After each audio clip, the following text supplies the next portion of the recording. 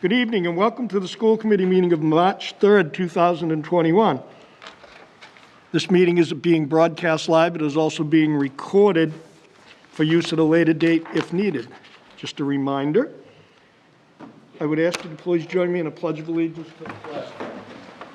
I pledge Allegiance to the flag of the United States of America and to the republic for which it stands, one nation, under God, indivisible, with liberty and justice for all. I would ask you to join me in a moment of silence, and sadly, I would like to inform you and the committee that Mrs. Jan Horkey, a high school special ed teacher, passed away on Sunday after a brief illness. Mrs. Horkey worked in the district for 20 years, and I believe her husband also worked in the district for several years. Some of the people in this very room probably had Mr. Horkey or Mrs. Horkey at one time, so please keep her in your thoughts.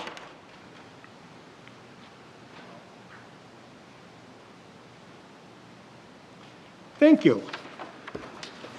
Okay, I'm calling it to order and roll call. We do not have to do a roll call vote because everyone is present this evening. It's good to see everyone back. Present. It's great. So, public comment. We have a 15-minute segment for public comment, up to 3 minutes per community member, and I believe that we have some, Jason. Yes, we have 11 people currently. First person up. All right.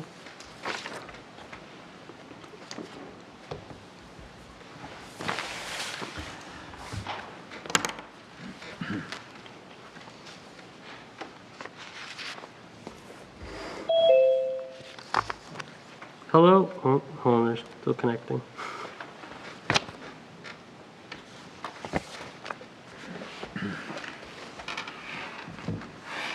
May I remind you that public comment is for a person to call in and publicly comment. We're not going to have any debates on the public comment. We'll let the speakers speak. They have 3 minutes. The person I admitted last left the meeting, so I'm picking a different person. Okay?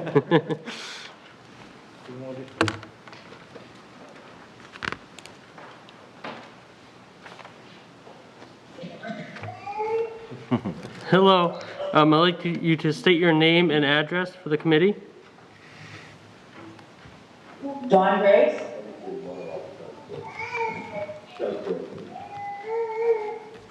What, you could ask her what her comment is? And what is your comment? Hello? Hello?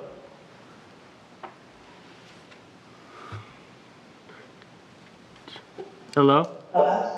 Hello? Go ahead. Go ahead with your comment. I don't have a comment. Oh, okay. Okay. Okay. Thank you. All right.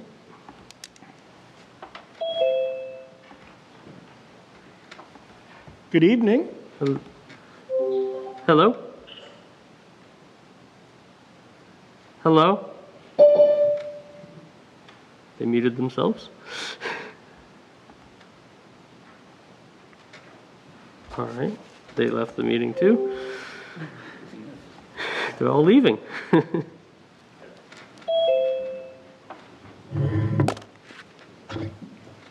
Good evening. Hello, good evening.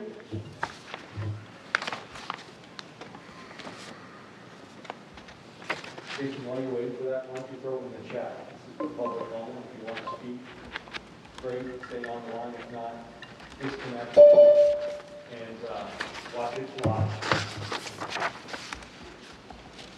If the public comment people are listening right now, if you're mistaking the public comment for just watching the meeting, you can link to the Zoom meeting ID of 438-304-0386 and watch the meeting live.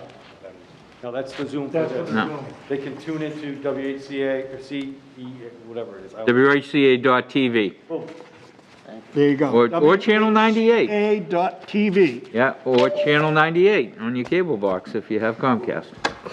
Could someone put that into this Zoom chat? This is the only link I have, and I don't have local cable. Okay. I can do that. just takes a second. Thank you. I'm gonna grab somebody else while I'm doing that. Do we have any more, Jason? Yeah, we have a few more. I'm grabbing somebody else while I'm messaging that. We'll have it on top. Somebody's joining now. They left the meeting.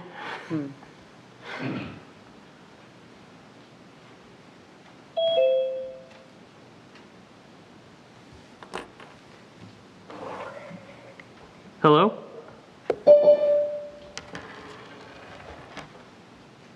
Hello?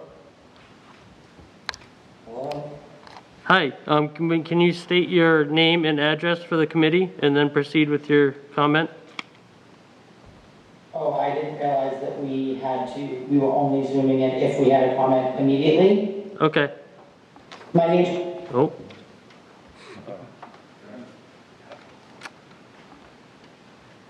Alright, 1 sec, sorry.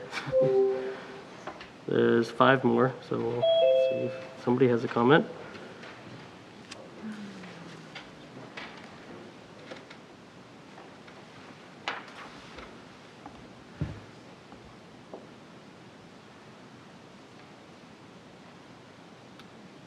Person taking a while to join.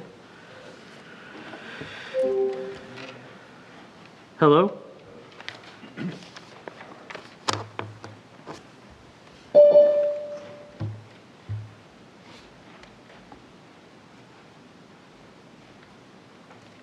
Hello, can you hear me?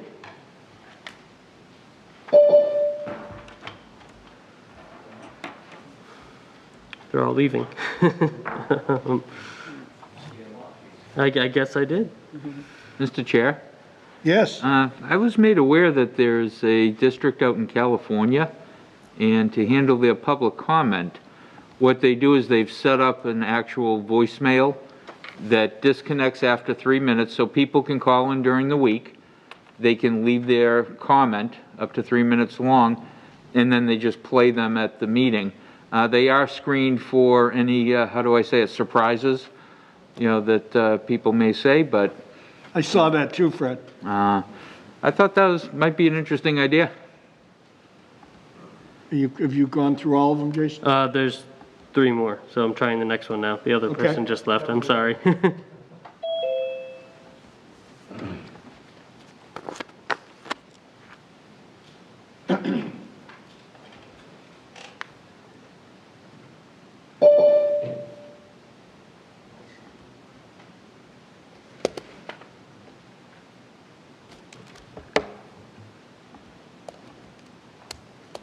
Hello, can you hear us?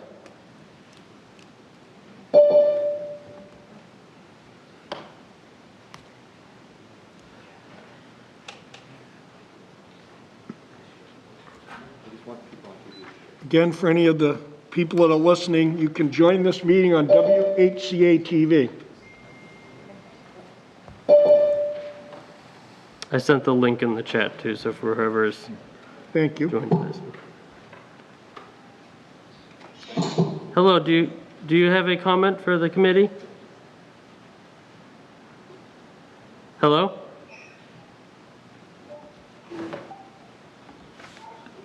Hello?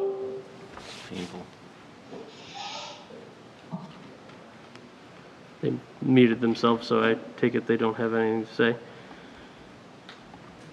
All right, there's 2 more.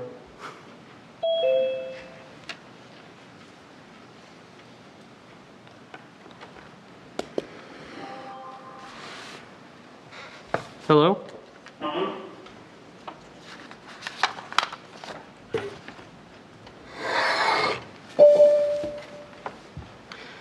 They left too, I'm sorry. There's 1 more now. After this person. Hello. Hello? Do you have a comment for the... Could you state your name and address, please?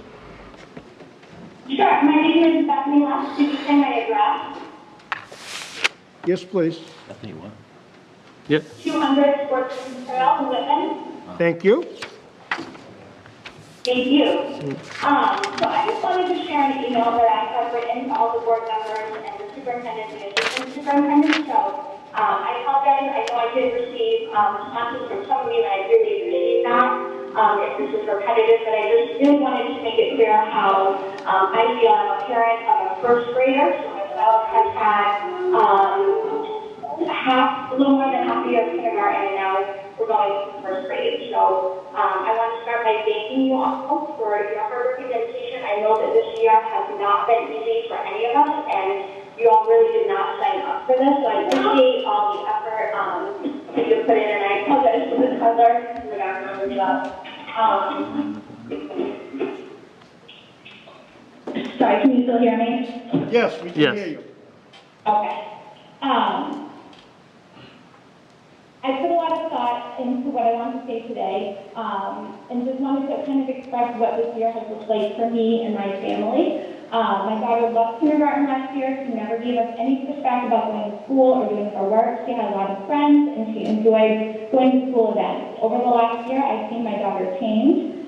She cries. She does not want to go to school. I have to fight with her to complete her work. She says her work is too easy. We spend most of the day on virtual days fighting, which is not typical for us in our relationship. I know that COVID-19 was very scary last year, and we did not understand how it was impacting our children. But I feel that we have the science now, and we understand how that we can move forward safely for all of our children. Again, I know that COVID-19 has been scary, but the impact that remote learning is having on our students socially and emotionally with the loss of learning, I think is scarier. I was very disappointed that Wendy Price did not discuss any of the effects of social emotional learning on our children when she spoke at the last school committee meeting. And I was a little bit disappointed that the impacts of COVID and the change in learning wasn't discussed last meeting either. I do feel like there was not a focus on science. There was some misinformation stated. And I really was hoping, and I'm hoping that tonight we really focus on the science and what we can do to help our students return to school safely. What I'm hoping that we get to tonight is that we can look at the science, we can look at how we can reopen schools safely. We know that masks work, we know that distancing works. And for reference, I'm a healthcare worker, and I have been working through in a clinic with 25 patients through the whole pandemic. So I just wanted to express how I was feeling and kind of how this has impacted my first grader. I also was hoping that we could look at the amount of surveys that you received, and I think it is telling that the majority of the surveys came back from elementary families, and the vast majority of those families are in favor of returning 500 out of 600 surveys approximately. And I think that's because our elementary students really are receiving an inequitable education to their peers in other towns and also in our school district. So I am concerned if we are not going to discuss bringing the students back full time. I would like to discuss the inequity in education because my first grader is not meeting the DESI requirements of 35 hours in a 2-week period. So these are some of my concerns, and I know that you all are working on this and that everyone here is trying to do the best they can for our students. But I think that the elementary kids really are at a disadvantage, and so I was just hoping that either a full return to school or the amount of learning my first grader is receiving will be addressed tonight. Thank you very much for your comment. We appreciate you calling in, and we are certain tonight the superintendent's going to address your concern. So, Thank you very much. thank you very much. All right, there's only one person left in the meeting. I'm admitting them now. Do you have any more, Jason? Not after this person. There's one more right now joining after this. ahead. Yep.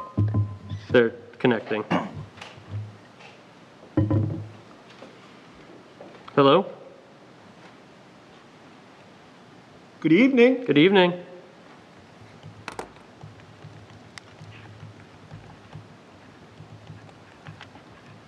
Hello? Hello? Hi. Can you please state your name and address for the committee? Yeah, it's Matthew Karen. I live on Mayflower Road in Hanson. Okay. You can proceed with your comment. Okay, great. I just have a couple points. The first one, I feel like I need to stand up and start being an advocate for my kids in this whole situation. The email that was sent out by the superintendent recently talked about a survey that was taken, and of the 1,806 responses on that survey, about 65% of those responses were in favor of going back to school, 35% not in favor of going back to school. My point, and Jeff had mentioned that there's quite a lot of uncertainty about going back to school. My point is, with a fairly decent majority of people wanting to go back, the uncertainty is about staying remote, not going back to school. So I just wanted to make that point. I do have another point as well that I wanted to bring up. And Jeff has this entry plan that he talked about for Whitman-Hanson. It's all about the students and relationships, who I am and what I believe. My students always come first. I have and always will make decisions in best interest of kids. I have encountered resistance at times, but it's always about them. I agree with that. That is true. My concern is that we're losing sight of that right now. I'm seeing kids, and I'm talking about my own, who sit on the couch all day, watch cartoons, they're on their iPad. I'm talking about my 5th grader. I'm seeing depression, anxiety, social regression, and also educational regression as well. And if we're going to put the best interest of the kids first, which I think we should, I would love to hear the committee start talking more about what can be done to get kids back into school and a lot less about why we can't go back. That's all I have. I appreciate your time, and thank you for giving me a voice here. Thank you very much, and again, I hope the superintendent's initiatives this evening on the reentry will answer some of the questions that you have. And we appreciate you calling in and stating your comments, as we appreciate everyone's comments. This committee is open to anyone that's watching to receive comments and give their input, so do not hesitate to email any of us. I know that some of the people locally have emailed some of us, and that's what school committees are for. We want to hear from you, so thank you very much. That's it. So we've done our 15 right now. We need to progress it from here. We will end the public comment segment of this meeting and move on to the superintendent's report. So we'll give you a minute to get back. Well, you have it.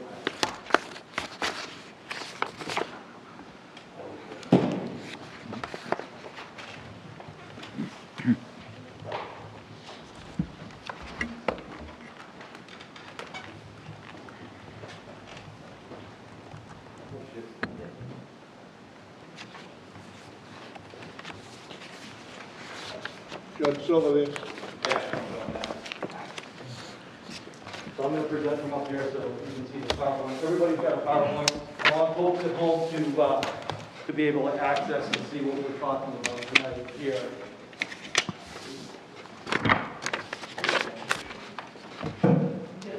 everybody also has a handout. You can probably see if you want to. Thanks, George. So first and foremost, I appreciate the responses. I received 54 different email questions from the community from the letter I sent out on Monday talking about kids coming back to school. People were all over the map on that. Some folks really want their students in. Some folks want to stay in the platform that they're in. Everybody acknowledged, which I think is incredible, they acknowledged the hard work of the teachers that we have in our district. Our reentry, we spoke about this, I think, in January. I told the committee that, look, we need to start planning for reentry. I didn't have a timeline yet, but we needed to start to talk about reentry. I think at our last school committee prior to the budget, we talked about tonight, talking about a reentry plan and the date of reentry and where this committee might be going with reentry. Some of the committee members spoke to, let's not rush through this. Let's make sure we think through the areas that we need to plow through to get kids back safely and to have teachers back safely in a full-time setting. I think some of those decisions have been taken or could potentially be taken off of your plate.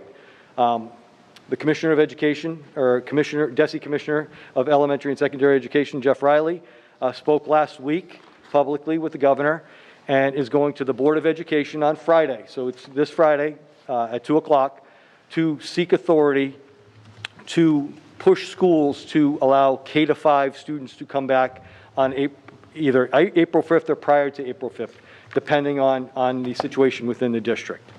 So Friday, the DESE will probably determine. I feel very confident that Jeff Riley will get the authority to move forward. Another piece that came up in this committee a couple weeks ago was vaccinating our teachers. We've met with our association. We have been meeting weekly, but vaccinating our teachers has come up frequently about their health and their safety when exposed to 24, 25 students. Today, the governor moved forward with prioritizing teachers at as the next phase, opening this March 11th. As I've said to this committee, I really appreciate the camaraderie, the working relationship we have with our fire departments and our police departments in both communities. Chief Gruno and Chief Thompson are still advocating to allow the state to bring the vaccine to our locals so they could administer to our teachers here. I think the inoculation or the vaccination piece for our staff is awesome. As an administrator, as a superintendent, my fear right away goes to, I'm going to have tremendous absence between the month of March and early April because teachers are going to grab the first available shot. When that could be in Dartmouth, that could be in Rhode Island, and they're going to be out. So we're going to balance that. But the hurdle of teacher vaccination is off the plate. So for you as school committee members who said maybe we don't want to bring kids back in until teachers are safe, that's at least on the plate. So the PowerPoint today and the presentation today isn't necessarily about the why not. We want our kids back in here. There's no question we want our kids back in here. But what was important for me to share to the community, this isn't just the snap of a finger. These are multiple things that we're going to go through today that we have to work through, and I will tell you, we will work through them. There's no question we will work through these challenges. The administrative team has worked hard throughout the year to overcome those challenges that come out of left field. But today, as we go forward, there are still some challenges. And we as a committee, we as a community have to understand those challenges. So I'm going to just go through the Whitman-Hanson Regional School District Reentry Initiative. Why? We believe students perform better and their needs can be met when in school on a regular basis.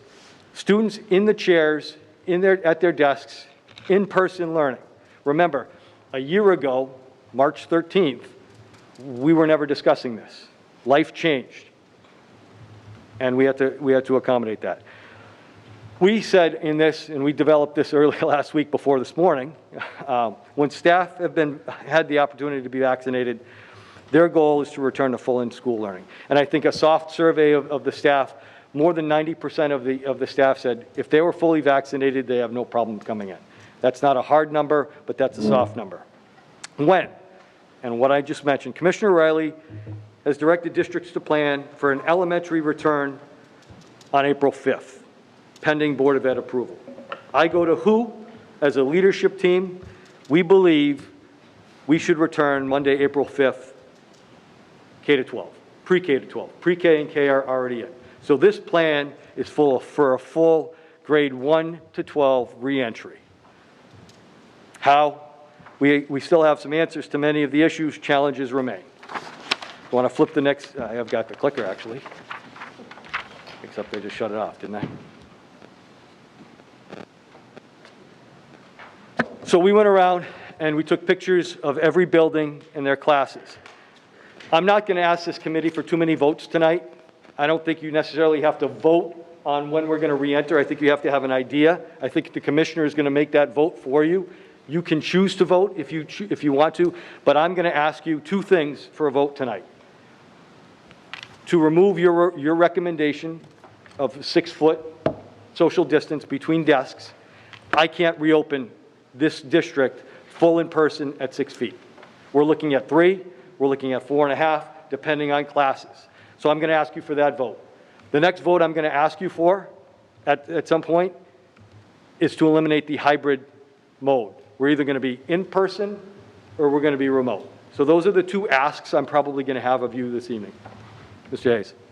I'd entertain a motion to remove the 6-foot distancing requirement that we had put in before. I'll make that motion. Second? Some seconded. You got it, Michelle? Yes, Mike did. Yep. Discussion? Mr. Howard, Mr. Small, Mr. Scriven, Ms. Byers, Mr. Howard. I guess for the committee, maybe I misunderstood Jeff, but I would prefer to let the superintendent move through the presentation and show us what the 6-3 Sure. look like before we vote on it. Right. because I think Okay. it's premature to vote All right. when we haven't even seen the picture. Continue. Okay. But So- unless you want us to vote. No, In which case we will. No, I was just prefacing that piece, because this presentation is not 6 feet. Correct. This is 3, okay? Okay. So you look here, we have at Indian Head right now, our largest class is 22 on roster. You can see the desks at 3 feet apart. And we have an issue with tables. We'll talk a little bit about moving 2 desks later on, but Indian Head has desks and tables. Those are 3 feet apart. Conley, these are 3-foot distance in classrooms. Karen's largest class is 24. She averages 18 to 22. But just to give you a visual. Duval, Darlene's largest class is 22. Duval's is bigger in space than our other 2 buildings. So she can move to about 4 feet. She's a little bit more distant. Those are the pictures at Duval.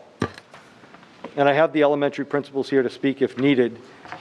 But this is what we came up with for elementary issues. Again, all our issues, our challenges, we can go through, but I would be remiss to not just share this with the committee and to the community. This is what's going to be happening as we bring students back. I do want to preface too, this isn't reopening in 2019. School is going to look really different to a lot of kids. It's going to be masks, which I think they're accustomed to. It's going to be socially distant. We're going to have lunches in different areas. We're going to have bathroom breaks and hand washing, which is going to take time. It's going to look really different. I'm not saying it's a bad thing, but we will have to take this month, hopefully, to prepare our students at home to what they're going to see in school. One of the comments, and I've been talking to teachers all this week about the principal vacancies we have over, students are already asking the questions because we've moved some desks into classrooms to say, are my friends coming back? How far apart? I think we've ingrained students to ask how far apart they're going to be. So they're already asking those questions. I think they're great questions, but I think this is the other part of the social emotional transition that we need to address, and our professionals will address that. But as a community, once we make this decision and start prepping, I'm going to ask parents to start working with their students to say, school is going to look different. You're going to be in school, and it's starting mid-year. It's not like the typical September opening. We did talk about community building when students get back, because some of these students haven't seen their other cohort all year, and if students do return from remote learning to in-person learning, they haven't been in school at all. So in an elementary classroom, we're keeping the teacher at 6 feet at this point. And we just still don't know about the vaccination, who's available, but we're putting a 6-foot space just like they have now in our classrooms. It's going to be whole class instruction. So what does that mean? This is whole class instruction right now. Typically, teachers are putting kids in small groups. They're putting desks together, reading pairs. We can't do that. We don't have enough space in those classrooms to do that. So the look of a typical elementary classroom is going to look different in a first grade class. Right now, we still have some small group instruction because the teacher can move 3 desks 6 feet apart in this corner and go and address them. By adding 15 more desks or 10 more desks, that's going to eliminate. I know my teachers are going to do their job. They're just going to pivot and they're going to do it again. But I want parents and I want this committee to know it's not looking like September of 19 again, or even February of 20. It's going to look different. It's going to be whole class instruction. George and I will get into the Chromebook issue. We've gotten our Chromebooks out to our community. That means I have 15 in the classroom and the other 15 or 20 are at home. Unless we start bringing those back, the method of instruction that we've been doing all this year, using Google Classroom, using the different methodologies that we've had in remote learning, go away. So it's a challenge, and I'm going to need the community's help. When I say, bring back your Chromebooks if you don't need them, I need them back, because we want the classroom atmosphere to remain as consistent as it is now. So we have a lot of Chromebooks out in the community. If you don't need them, By the end of the week, I will be sending out more information about that return. Sight lines to the interactive board. Kids are going to be in a little bit different parts of the room. So when the teacher uses their interactive board, the sight lines might be a little different than they have been in the past. Something else that I just wanted to mention. The cafeteria and lunch. We are sticking with 6 feet when students are unmasked. That's the safest that's required for us to do, and it makes sure that kids are safe. We are going to be utilizing the cafeteria and the gym. So your child might be eating lunch in the gym. Just want parents to know that. Where's my child taking gym? Outside at this point. That's going to be a pivot. That's going to be a shift. We might have kids eating in the hallways at some point, or I'll get down to snacks. Snacks might be in the hallways. Anywhere we're unmasked, it's 6 feet, okay? And the lunch times might have to adjust because of cleaning more desks or more pieces of furniture or different areas. I don't have a lot of I only have a few staff members that do lunch, and I have a few custodians in the building, so it's going to adjust, and the elementary principals will adjust to that. Transportation's the big thing. The state, DESE, has lifted all restrictions on transportation. If you remember back in August, we talked about only putting 23 students on a bus. Well, 2 weeks ago, 3 weeks ago, those restrictions were canceled. So I can put 3 students in a seat now. The windows have to be open 2 inches, okay? The same protocols we had prior to, but we're putting 3, potentially 2, 3 students on a bus. If parents don't choose to take the bus, and this is the big, whoever went to Conley, whoever picks up and drops off at Duval, if I add double the cars for drop off and pickup, we have to come up with a formula or a plan for parents, okay? Another, I want to say, challenge we can accommodate, but we're going to have to involve both of our PDs in Hanson and Whitman to help us with that, because we might have a backup on Route 50, was it 58 in Hanson? Yeah. You know, and we might have a backup on Forest Street onto 18. So we have to work with them. Again, something that I want to state, because if we don't have this fixed, I'm going to have angry parents and angry students because they're going to be in traffic. So modification on pickup and drop off. I will be asking, once we move forward with this plan, for parents to commit to riding the bus so that my transportation director can then make modifications to routes. Right now, she has a cohort A route and a cohort B route. Those routes are going to shift, and those times might change. And again, if we talk about a month, and I'm going to ask parents later on to give us a determination, it's not next week, it'll be the week after, but I'm going to have a drop-dead date of making a decision, because your transportation will be affected with those routes at this point. Mask breaks and snack breaks, they will be staggered by rooms. We went through an elementary room today. Half the class might have snack in the classroom. The other half of the class might be in the hallway doing silent reading, because we will not be able to put everybody in a classroom having snack at the same time. Again, something that's going to be different when students return. And we're looking at a duration of 5 days, Monday to Friday. Hanson Middle School. I believe Mr. Tranter has his largest class size close to 21. He's averaging around 18 to 20. He's got some bigger classrooms. So you look at the 7 and 8 classroom, it's a 5-foot distance, okay? And in grades 5 and 6, it's 3 feet, okay? That's where his larger class sizes are. Whitman Middle School is our biggest problem right now because it's old, but because of the desks that we have. We have trapezoid tables, okay? And if you look at the picture on your screen, or if people are looking from home, we have 2 people sitting at a trap table. We don't have desks yet. We are looking for desks. We're looking to modify that classroom the best we can to allow students to return to Whitman Middle. Again, challenge. We will look through it, but this is an issue. I can't put 22 kids, and I think Carrie said her largest class is 22 or 23. I can't put that many students at those trap tables. They won't fit in that classroom unless they're looking at each other like that.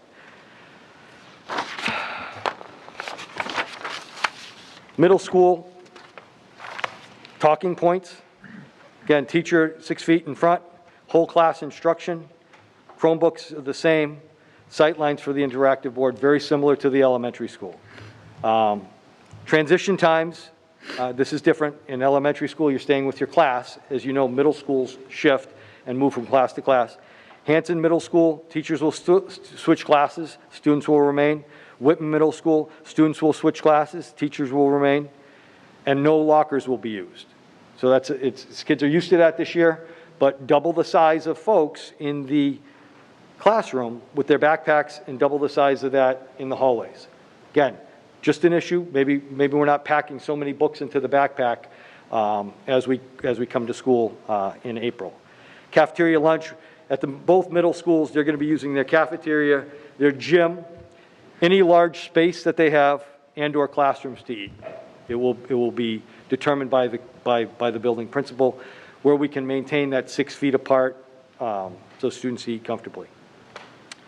Adjusting school times to transition and clean. Lunches might be a little earlier and a little later than they are scheduled for right now. Transportation, another issue, same thing as the elementaries. Drop off and pick up. Hanson Middle School, not so much. I think Bill's got about a half mile to a 3/4 of a mile road before they actually hit the school.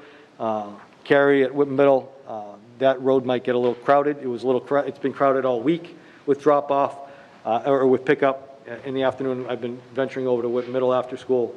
So traffic modifications, we might be we might stagger. So 6th grade, if you're a 6th grade pickup, you might be coming in at this time. If you're 7th grade, we're asking mom and dad to pick you up at this time. And if you're 8th grade, you might be at the end. Just to try to stagger it out. It's something we're going to have to work on. Mass breaks, again, staggered within the room. Hallways and open areas, it's going to be a little bit more congested at how kids feel.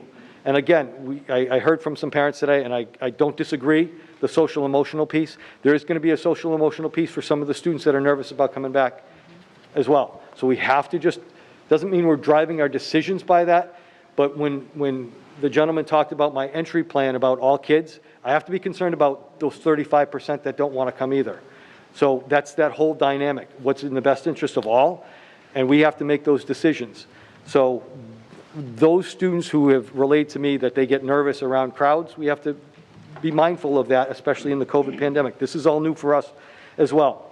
And then 5 full days at Whitman Middle and at Hanson Middle. High school is going to get a little dicey.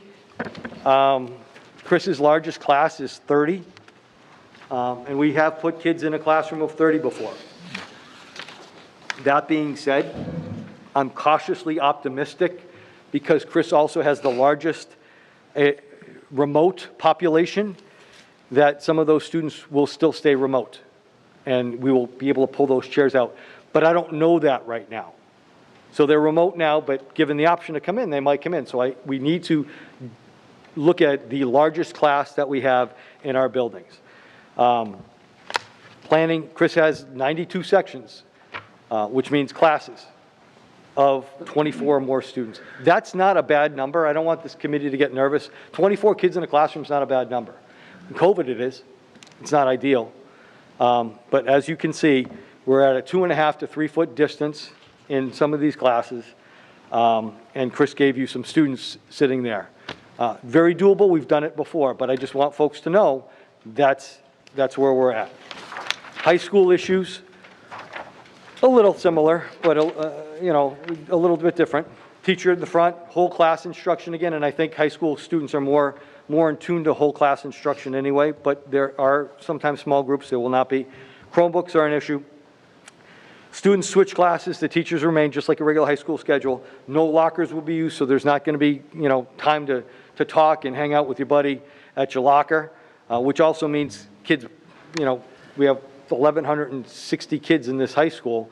They're all going to be here, minus the 250 that might stay remote. And I'll get to that remote piece in a minute.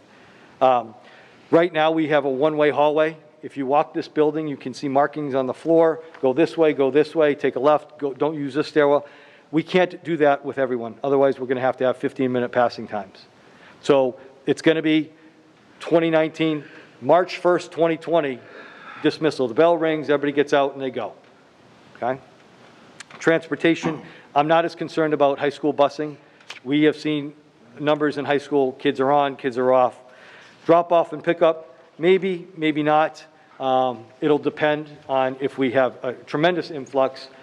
My issue or our issue, one of the things that has to be said, we have 13 crates or not dumpsters, containers in the junior parking lot taking up parking spaces. So juniors, if you're listening right now, you might not be able to drive until the seniors get out, if Dr. Jones allows you to come up to upper campus. But that could be a potential issue for parent drop-off and pickup when they thought their junior might be able to ride. We have spots, but it's going to be limited. It's not going to be open to 400 or 450 kids. And then we're looking at Monday through Friday again. And we say this as challenges, and I think a challenge, this team that I have here is phenomenal at looking at something and looking at all sides of the box, in, out, up, down, everywhere, and trying to figure it out. But these are the things that we have to work through to make this a sustainable re-entry, so that in 3 weeks or the week after April vacation, we're not going full remote. Okay, and that's a concern. And a parent emailed me and said, why would you change now when people are going to go out and do things over April break and you're just going to be in remote after that because you're going to have spikes all over the place? So those are out there in the community as well. So these are the challenges we have. Vaccinations for staff. I want to make sure my people, especially people that are my age right now, I'm getting up there, that aren't a little more susceptible to this. The older you get, that vaccinations are out there. So I think there's a plan, at least getting out there, that they have the opportunity to be vaccinated. 6 foot to 3 foot is the issue between this committee to discuss. Everything I have from DESE, everything I have from DPH, everything I have from the statements from the physicians that the commissioner sends out says 3 feet is acceptable. CDC is still at 6, okay? DESE is saying 3 feet. DESE is my boss, so to speak. You are my bosses, but DESE is my governing body. They're recommending 3 feet, saying between 3 and 6. And every day there's a different article to support or go against. Support, go against. My colleagues have moved from 3 to 6. Some of them started at 3 and stayed at 3 this year across the state. Some have stayed at 6 and are looking to go to 3. And again, as I preface, the commissioner, I think, is going to push our hand a little to what DESE is recommending. And we'll talk a little bit about choice after this. Quarantine and contact tracing, and I'm going to have Lisa speak to this in a minute. Lisa's my COVID specialist. She's been our lead nurse, phenomenal during this. She's going to be the expert. She has concerns about quarantine and contact tracing. And I'll address the quarantine. You had asked, what are we going to do if we have to quarantine folks? So after I finish that, I'll go into it. But quarantining really means if we go from 6 to 3, and we haven't had major transmissions in this district. We have not. To be very honest, the kids have done a phenomenal job. Parents, when students have been ill, have kept them home. So we haven't had a lot of transmission. But we have had a lot of quarantining. And we have been able to provide some education to those quarantine students. Our plan moving forward would be to provide some education for students because there might be a higher number quarantined. For instance, an elementary classroom, instead of 2 or 3 kids being quarantined, it might be 7 or 8 if we go to 3 feet or once we re-enter. Parent commitment to instructional placement and transportation. This is going to be absolutely huge. Because we are going to make decisions on where we move desks. You saw Whitman Middle, I need desks. If parents, and I'm saying today, March 17th, if the committee moves forward, if the commissioner moves forward with an April 5th start date, we're looking at, by March 17th, if you are moving your program, if the committee decides only remote and only full in person, if you are a hybrid student and you choose to go remote, I need to know by March 17th, because parents do have a choice. Parents have a choice, K to 8. That was the overwhelming response or question out of the 54 emails I received. My student has done a nice job. This has worked for my family. Whatever the circumstance, parents want to stay remote. You do have that option. I'm nervous because I don't have a lot of remote space for elementary students to move from hybrid to remote. We can make that happen, but that's why I'm going to need a firm commitment because I have some problems to solve. So pre-K to 8 remote stays as is. 6 through 12 remote, 6 through 8 are already in their program. 9 through 12 remote will stay the same because we're going to continue to live stream 6 through 12. If students in 6 through 8 now choose to go remote, they won't go to a certain teacher, they will stay in their classroom and just live stream from home. So those are conversations that I'm going to ask parents to call their principal, and this will all be detailed in notes in a letter. Let your principal know. Same thing, if you're in a full remote program right now and you choose to come in live, you need to notify that principal because they have to make arrangements in your classroom because we have you separate in a separate school right now. So that's going to be a commitment. And then I also need, if you're not taking the bus or if you're going to take the bus, Karen Villanueva will send something out from transportation. I'm going to need to know so she can readjust routes. I just don't want to have her driving all over the place. If you need transportation, we got it, but we have to adjust the routes just like we do in the summer. I spoke to no room for additional students in full remote in the elementary right now. We have to make an accommodation, and I have a way to do that, but I'm going to need a hard number from parents. It's not going to be the historical approach to a traditional classroom. Teachers are going to take, and especially at the elementary level, if you think about it right now, we're adding a classroom at Conley School has 10 kids in a class. They take their mask break, they walk down the hall, they do their hand washing. Anybody been with a first grader who washes their hands? They're going to count out the numbers that they're going to have. Double that, okay, per classroom. So that's got to be staggered. So there will be a change in the classroom approach. Again, the teacher might not have small group. The teacher might say, okay, now put your things down. We're going to go wash our hands. We're going to take a mask break.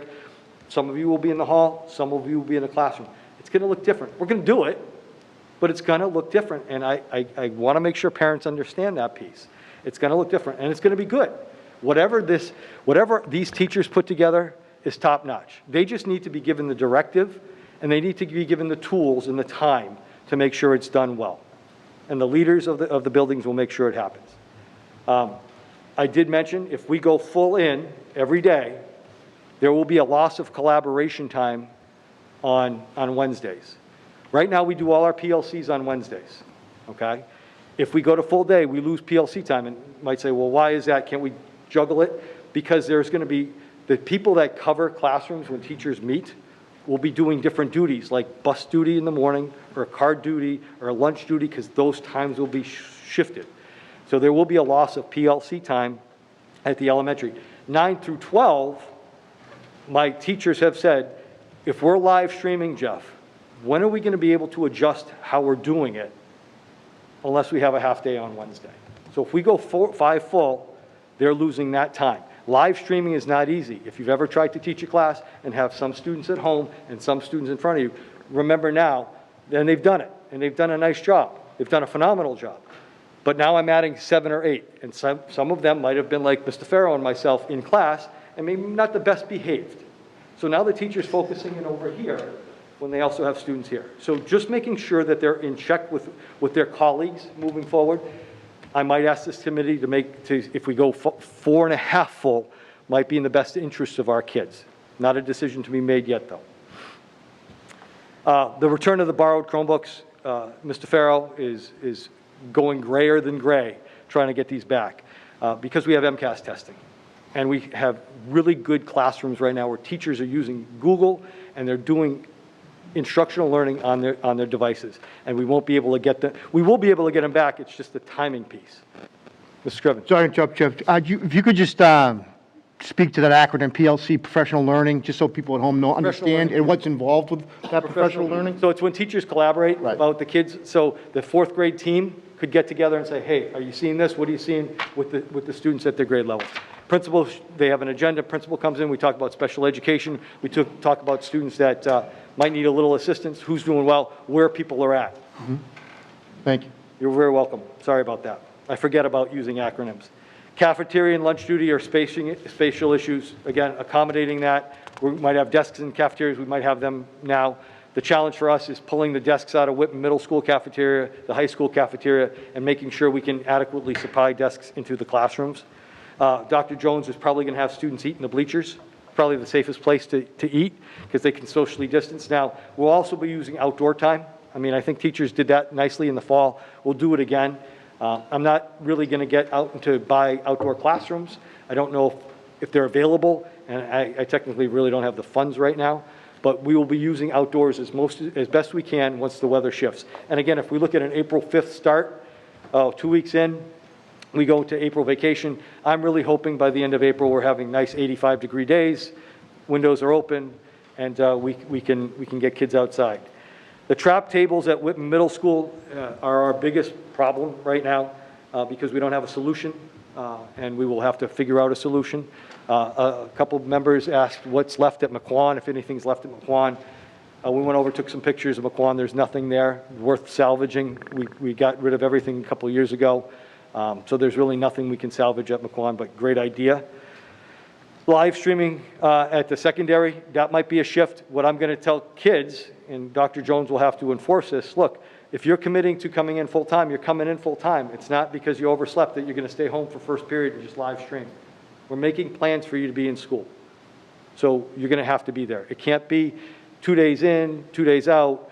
You know, if there's a special accommodation at the elementary level, and I did have a parent ask me this, parent is working really hard, doing well, students are doing well in hybrid, but if we go full in, it's gonna mess up his childcare with his parents. So maybe he asked if we do, can my kids do full in on Monday, Tuesday, Wednesday, and then remote at the middle level? And I said I'd ask the principal and we'd try to work something out. So those are the unique circumstances that we're going to have to work around, because there are some things, if we just make a blanket yes or no, it's not going to fit all, and that's not going to go to the mission of what we have about making sure we take care of all kids.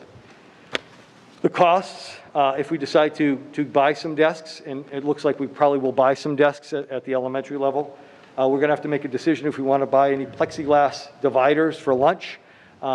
Really doesn't work well in a classroom if we put the dividers there, because within, and Lisa will speak to this, within 3 feet or wherever you're at, even with a divider, you're under the guise of contact tracing. Divider doesn't really matter for you. And one of the things we were thinking about at lunch, we'll put the dividers up at the lunch table and separate Mr. Howard and myself. But the divider's only on the table, so we just turn behind and talk to each other, because that's what kids will do. And then the monkey out there, the challenge that we have, and the state's putting it on us, is MCAS. April 5th is the window for MCAS to be administered at the elementary level. My snide comment on the side is April 5th is the date that the commissioner is asking us to come back in elementary level. I don't know if they coincide, but if you want to read between the lines, that's my public comment on that. I'm really discouraged by the fact that we're doing MCAS. I'll state that publicly. I'm going to have kids coming in April. I'm going to have MCAS being tested, grades 3 to 8 in April. I'm going to have kids tested in grades 9, 10, and 11 in the month of May at the high school. Reminder, high school students for graduation have to pass ELA and math. My juniors did not have the opportunity to take that test last year. So sophomores and juniors will be taking ELA and math. Freshmen will be taking bio. If you passed the MCAS, or if you passed science last year as a freshman, you do not have to take the science MCAS as a sophomore. But also in the high school, we will have AP testing going on in the month of May. So students will be assessed quite a bit, and we have sophomores and juniors taking AP. So you're testing at least 4 full days in May for MCAS, and depending on how many APs you have in the month of May. So welcome back to school, and this is one of the reasons we talked about getting students back in on April 5th, because there was some discussion of after April vacation. If students came in after April vacation, they'd be in school 2 weeks, and then they'd be testing for the month of May, okay? But the implementation of MCAS, and we spoke to this about the Chromebook initiative last week, a little bit about the refurbishing of Chromebooks. We have a lot of Chromebooks out on the street. We have new Chromebooks that we're optimizing for MCAS, but those Chromebooks can't be put into classrooms because the month of April, Darlene's school, all the 2 middles and the 3 elementaries will be doing MCAS grades 3 to 8. So we have Chromebooks out on in those classrooms or in those buildings strictly for MCAS. Same thing in the high school. And Dr. Jones has an issue because he's got 4 days of 600 plus Chromebooks being used for MCAS. So those are the challenges that we're facing. Again, nothing is something that is overwhelming. The trap tables make me nervous, but I think we could figure it out. The parent remote choice is going to be there. So whoever's watching, listening, and I'll repeat this tomorrow in a letter out, parents have an option. The commissioner said parents will have an option to stay remote or to move to remote if they're uncomfortable coming in the building. So it is your choice. We will keep the program you have in place if it's full in person or if it's remote. What I can't do is split. We can't do a hybrid if we move forward to this. But I know parents were concerned about health and wellness, and some of their students are nervous about, coming in with a full building. You could choose remote. I can't have kids back and forth in the hybrid that they are now, especially at the elementary level.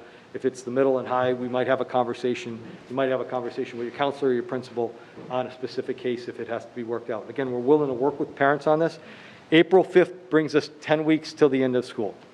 Okay? What I want to say here, and this has nothing to do with this presentation of reentry, we're not going to be able to offer a remote option in September.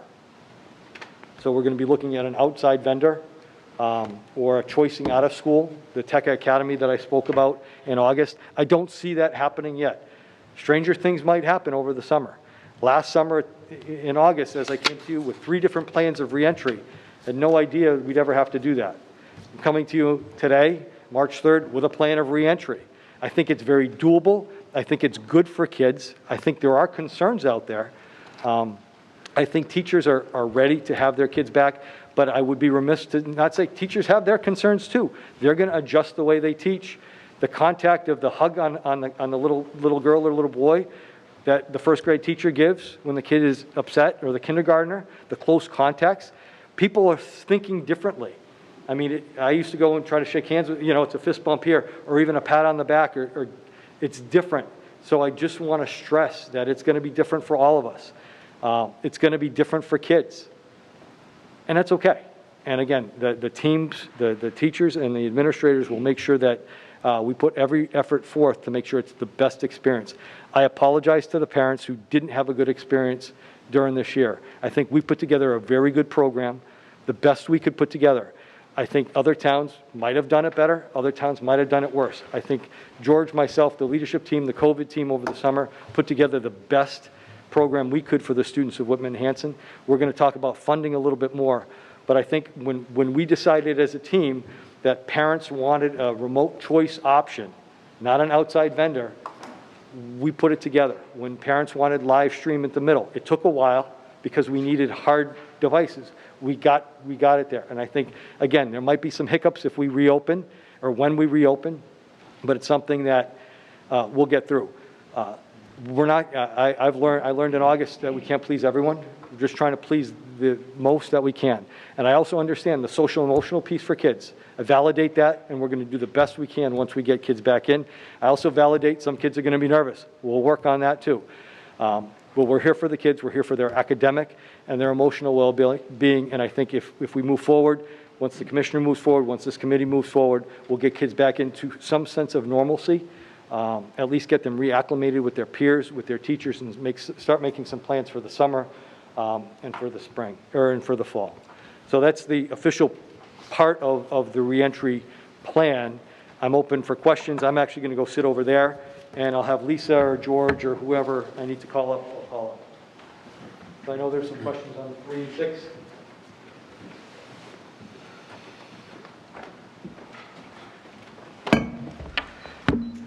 Bill, can you put the lights back on? Please? Go ahead, go to the map. Don't turn them off now. He doesn't know.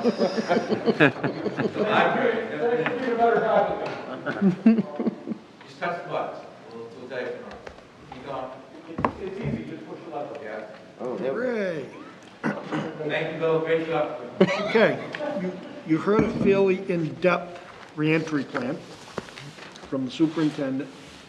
Does anyone have any questions before we move to the motion on the floor to remove the 6-foot distancing and make it 3 feet? We can go back to, does anyone have any questions? That started with Chris, then it went to Fred, then it went to Scrib, and then it went to Dawn. I wrote it down. Chris? Chris, are you done? He answered everything I Fred, are you done? Yeah, I'm gonna reserve and then I'll come back after. Chris? I just want more of a statement. You know, I think our main priority from the beginning has always been about doing the best we can for the kids in the safest way possible.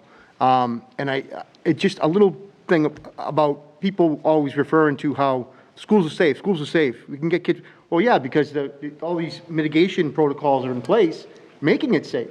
So when we start to pull back on some of these protocols, you know, we need to expect that we might have some issues. And, you know, I think you guys have done a great job, and I appreciate the presentation, Jeff, very thorough.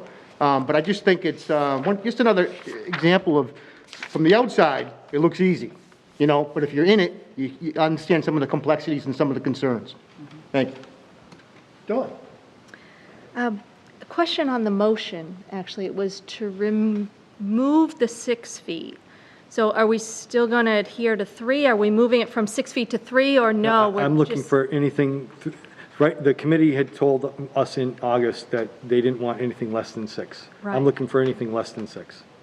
I mean, it could be phrased any way. I think the smallest area, I might have a 2.5-foot spot in a high school classroom today. That might be gone because those kids are remote.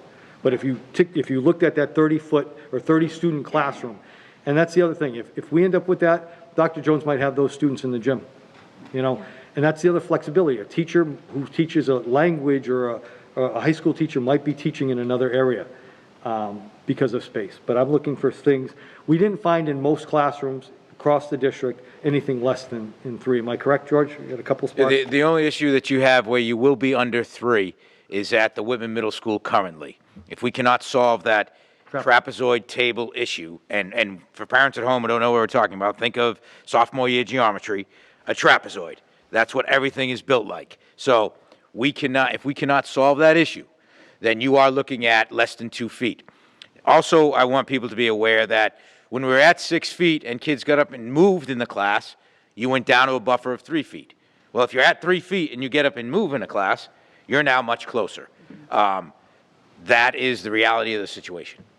How many classrooms have the trapezoid tables at Whitman Middle? How many classes are we talking about? All of them, so you're looking at approximately 22 to 25. Okay, and what's the largest class size at Whitman Middle? 23 currently, based on the numbers that we have now with those students who went to full remote.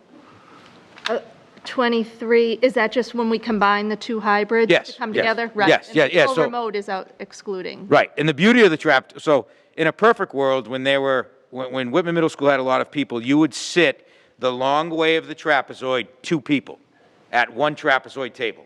So now in hybrid, it still works. I mean, in this hybrid situation, it still works out beautifully because you now sit 1 person at a trap for half the cohort. So if we go back, you're now back to that situation. You have the option of sitting side by side on the long angle or the long line, or you have the option of sitting at the 2 side angles like the picture in your packet reflected. So that is the biggest issue. We have tried pretty much every configuration known to man, and I wasn't that smart in geometry, so I'm not really doing it myself, but in order to find out how do we get a class size of 23 utilizing trap tables. We haven't finished yet. There are still other options we're looking at, trying to combine tables and chairs and 4 desks and 5 traps, but that is the biggest challenge we currently face right now. Can we buy desks if there's CARES Act money? We'll get to that later. I'm pretty broke right Okay, now. we'll leave that. Okay. Thank That you. might be exhausting. Thank you. Hillary? I couldn't reiterate more what Chris was just saying about, you know, as someone who's also been with students since August, the reason that these were safe is because of all the mitigation strategies and things we've been doing, and we certainly are taking a risk, but we'll see how it plays out. But my question's on the contract tracing and close contacts. I brought this up at a previous meeting. I know at the high school level where kids are moving, it's a little bit different, but at the elementary level, if students are 3 feet, that's gonna mean, if a kid is in the middle and they're 3 feet, that's gonna mean 8 possible close contacts? Correct. Okay. right? This way, diagonal. So you all remember Lisa Tobin. Lisa's our COVID expert. Sorry. So I guess at the elementary level, and I had asked this last, so in my district at the elementary level, if we have a patient, 0 in a classroom, the whole class is out. That hasn't how it's been here. No, we have not done that, only that DESE doesn't recommend doing it that way. Okay. They don't recommend quarantine an entire classroom, and DPH is very black and white on contact tracing and the distancing. So the challenge for us is we're bringing everybody back because DESE says that 3 feet is safe, but DPH has not changed any criteria for a close contact or the criteria on how we contact trace. So if we have kids at 3 feet apart, and right, we haven't been challenged by 3 feet yet. We've had over 200 students and staff test positive in this district since the beginning of the school year with very limited in-school transmission. So contact tracing mostly happens on the bus or athletic teams because we have that 6 feet. If the tables are at 5, or the chairs are at 5 feet 11 inches, then we have to contact trace, and we've had to do that a little bit here at the high school. So when you start putting the kids at 3 feet, the teachers will have to keep there's no changing of desks. The students will have to stay in their desks.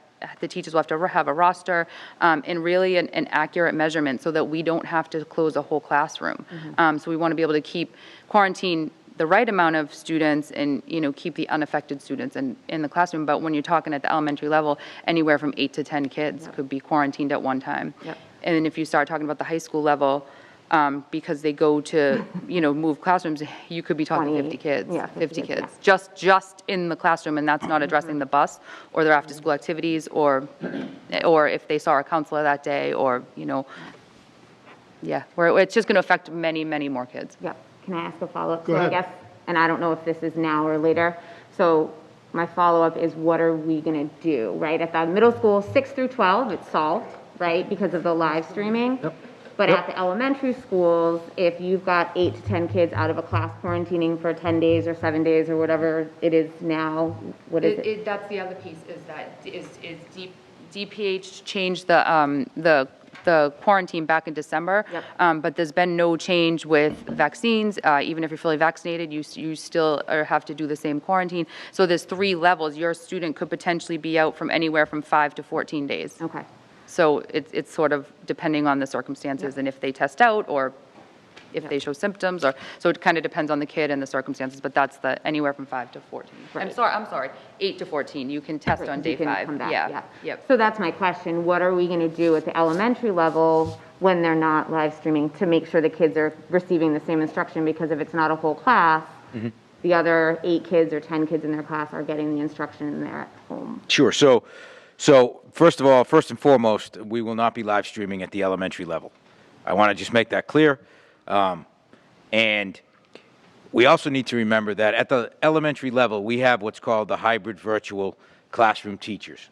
Those are 6 professionals, 2 basically out of each school, that have been assigned all year to teach science and social studies.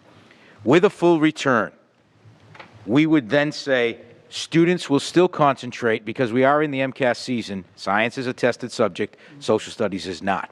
We are benefited by our robust brand new ELA program, which has direct tie-ins to the frameworks for science and social studies.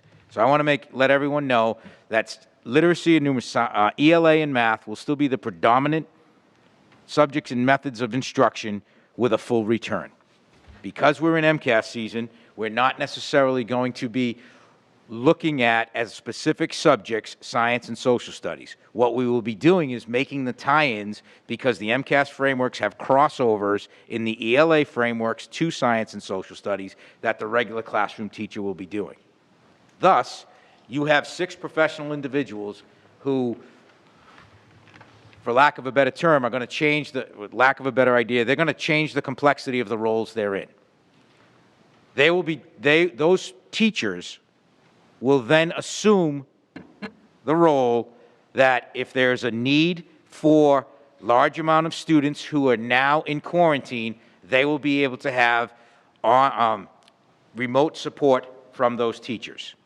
However, because the commissioner also offered a remote option to parents throughout the rest of this year, and our remote school has such tight numbers, we have to see what the numbers are for parents that come back.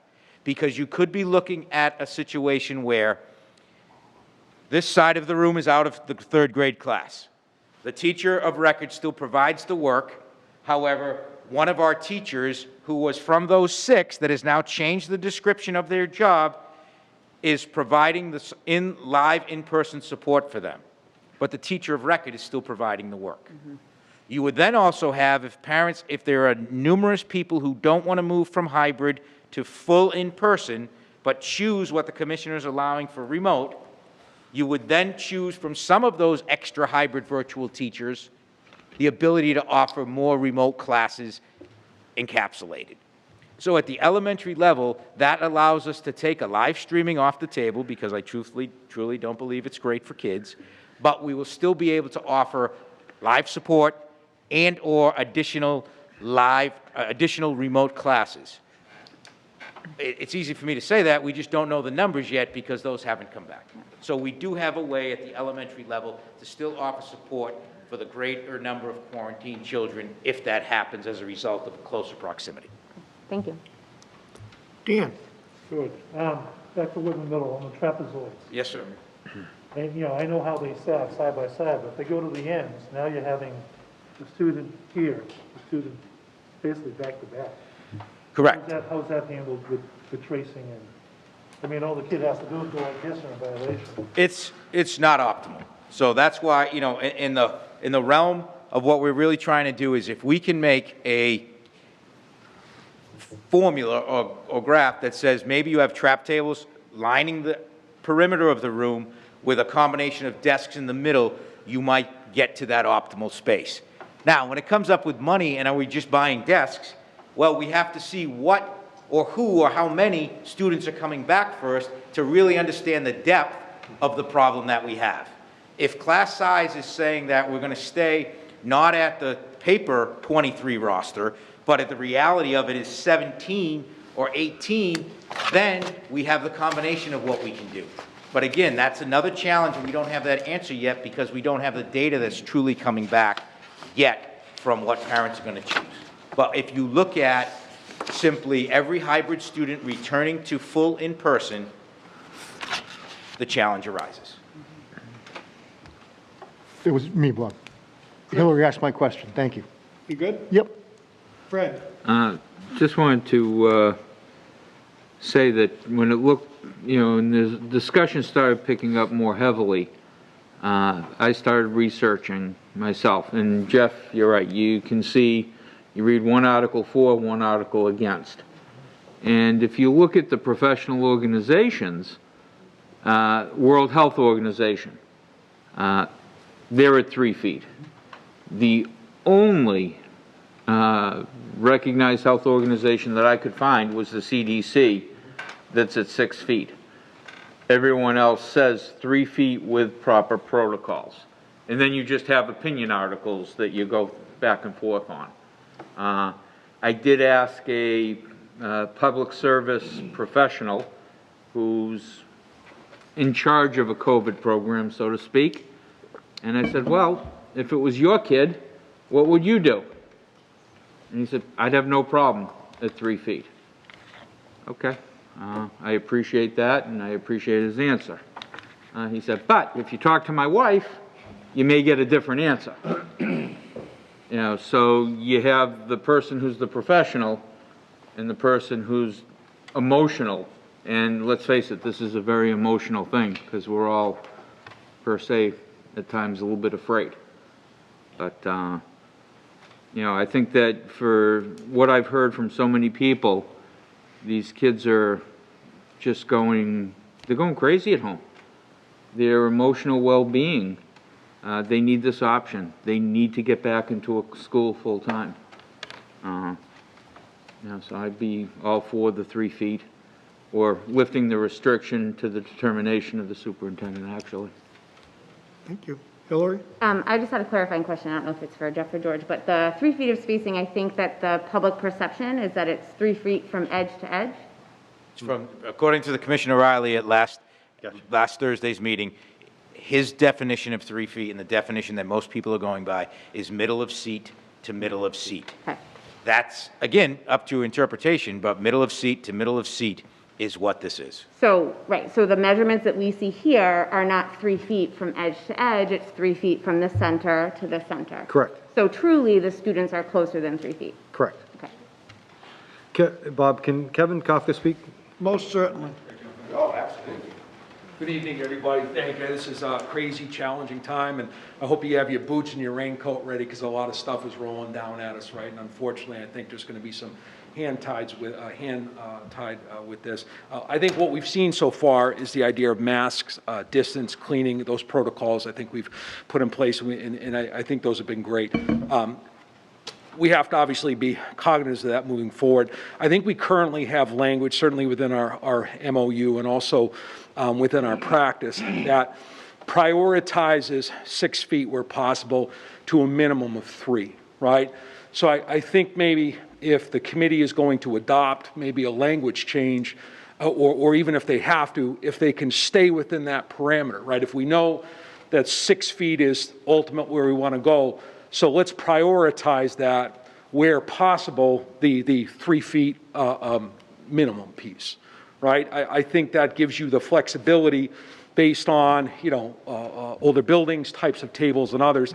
Anything less than that obviously is problematic, and some of these things we're going to have to, work out together kind of in our MOU. But I don't know if that gives you more flexibility or to the extent of let the superintendent figure out, but something that says prioritize 6 feet where applicable or where possible to a, minimum of 3.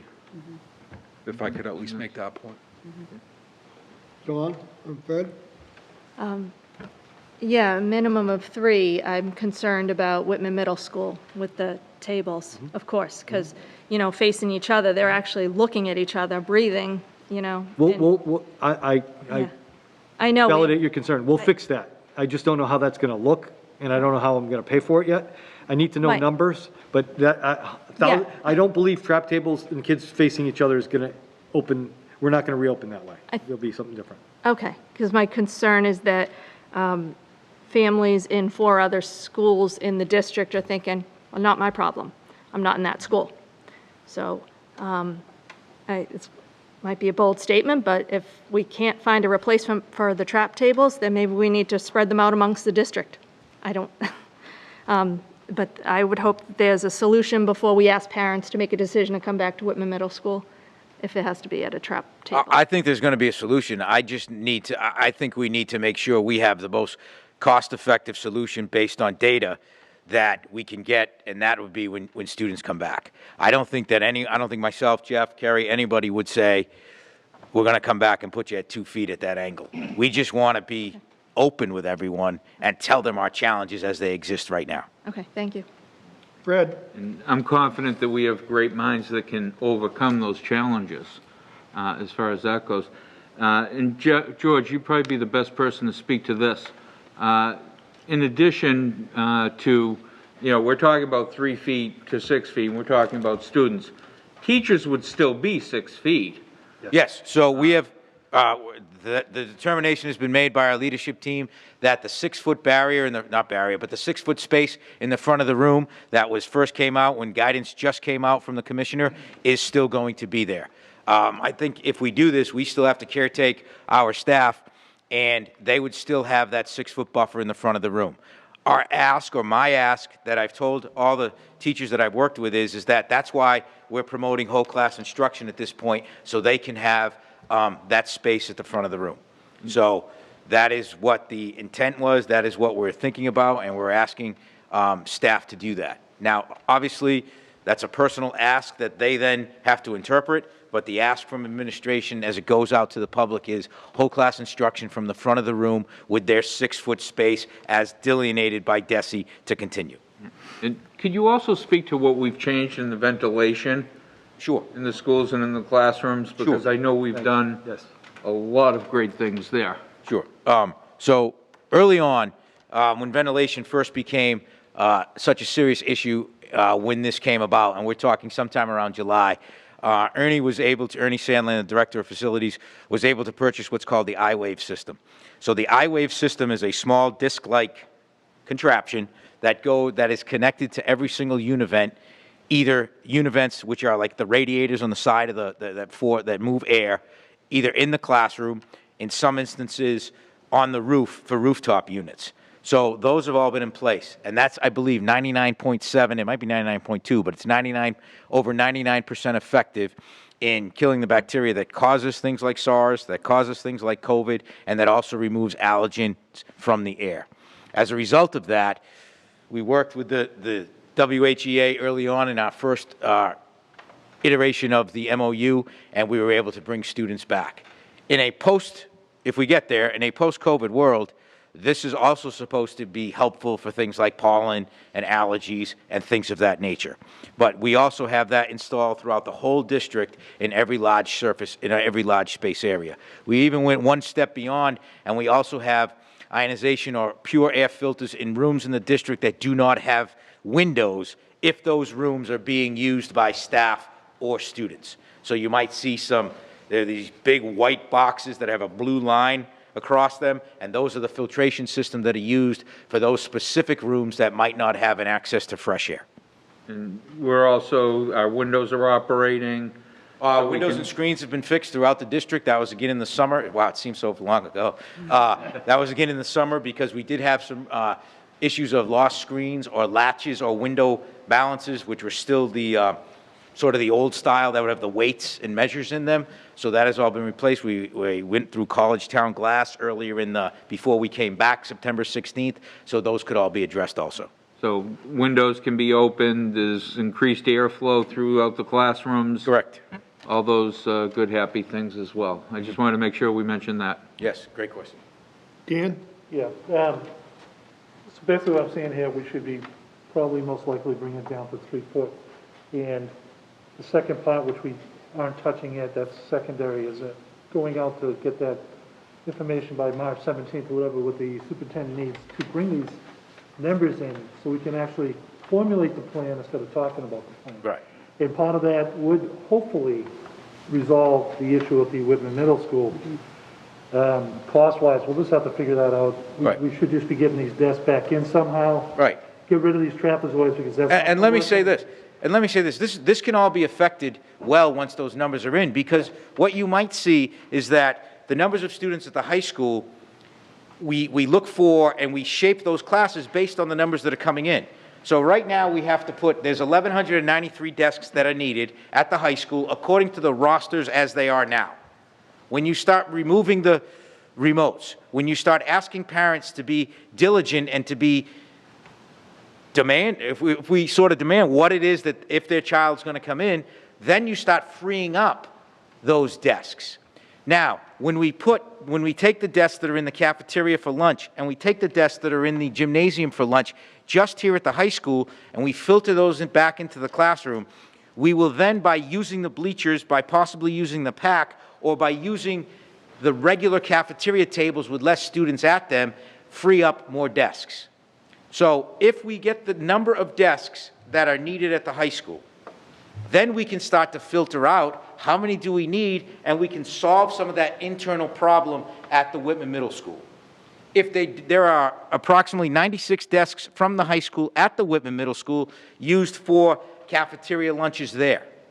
So if the high school doesn't need all of them, then we're looking at taking the existing desks from the high school, which are used for lunch at Whitman Middle, putting those in classrooms, taking out those trap tables and putting those trap tables, because there's one per seat, 6 feet across, in the cafeteria.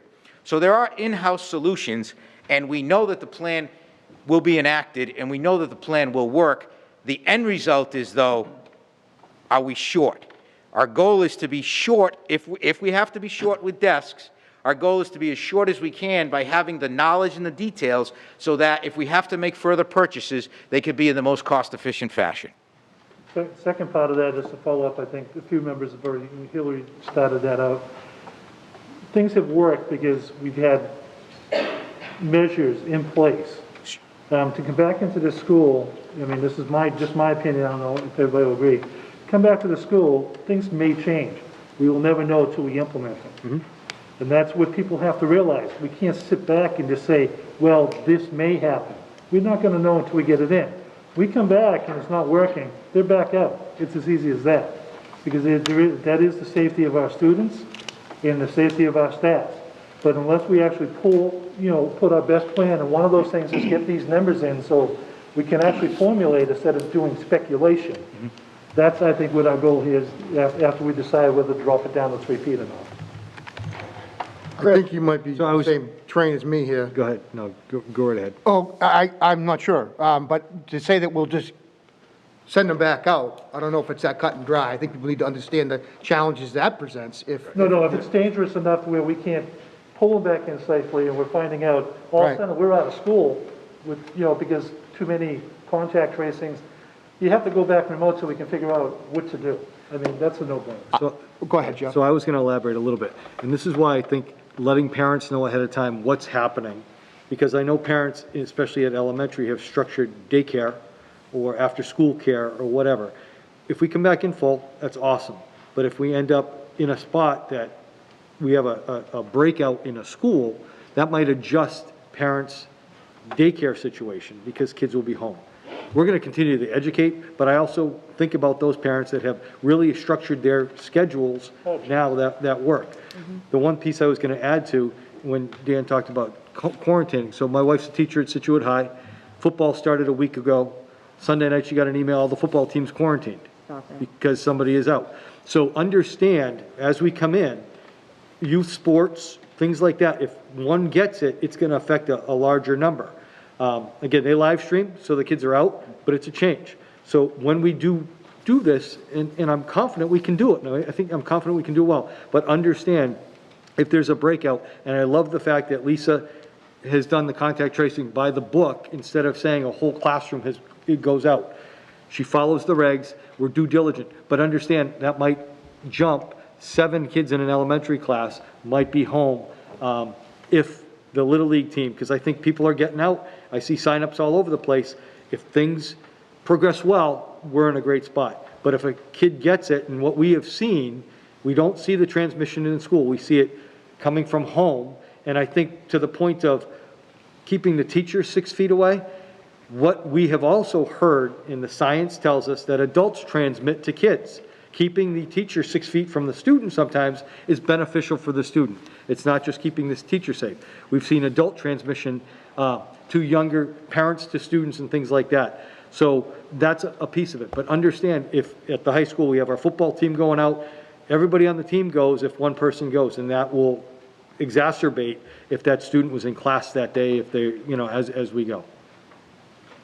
Chris Howard? Yep. So just generally, I do think between Jeff, George, leadership team, even the committee, I think good discussion. I think folks have asked a lot of really good questions, so I feel good about where we're going. But as I'm listening, the March 17th deadline, it sounds like you all are really kind of contingent upon hearing so you can kind of build the rest of the plan. Is there any particular reason we have to wait until the 17th to get that data? So this is where we're at today. I didn't know if the committee wanted to vote today or listen to everything and vote next week, because the original was March 12th. But I felt like if the committee voted next Wednesday and giving parents 2 days to determine that wouldn't be fair to parents. But what I'm saying is no matter what we're presenting, my gut tells me that April 5th is a date, at least K to 5. And I feel the committee might go with our recommendation. If parents want to call or email their principal about the choices that they have right now, depending if the committee votes to just say remote or full in person, the only 2 options, we can start that ball rolling with a deadline later on. But I just didn't know if the committee wanted to vote. So I say the 17th, the leadership team wants the 12th. Right. And I think it's also important to everyone listening and to everyone know, the plan is in place to return. The particulars of the size of the classroom is what's to be determined. But the plan is in place to offer full in-person live sessions with remote streaming at grades 6 to 12. It's in place to offer a full return at the elementary level, and there are contingencies and there are pieces that are put in for parents who choose to continue or go to a remote setting from the hybrid. So that is all set. The issues that we take the rest of the month figuring out are the particulars, and that is incumbent upon the numbers that come in. So, Mike Jones. can I just follow up, Bob? Fred, then Bob. Mike. I think he has a Bob, can I follow up on that? Chris, keep going. Can I just follow up? So I guess when I listen to all the conversation, my biggest concern is the remote folks, right? So, and just to put all the cards on the table, my kids are coming back in person, so this has nothing to do with what I need. I think you hit it, right? Our job as a committee is the 100%, not the 65, not the 7. It's all of the students. And my concern is that remote, because I'm watching George just go through all these machinations and you of, well, we might have this teacher do this and this teacher do that. And so to me, it's all contingent upon, you need the commitment to say, we know what's happening, we can trust you to build the plan. So I think if you need that support, today is the 3rd, the 17th is 2 weeks away. I'm hoping with this conversation, this discussion, I think people have been talking about this probably enough. They probably already know what direction they're gonna go. Maybe we can truncate that. If I could put this, give you more time. If I could put this in an I statement, I think it would be better for the decision-making process the earlier that decision comes from school committee. Yes. Because there's work to be done for the particulars. Great, thanks.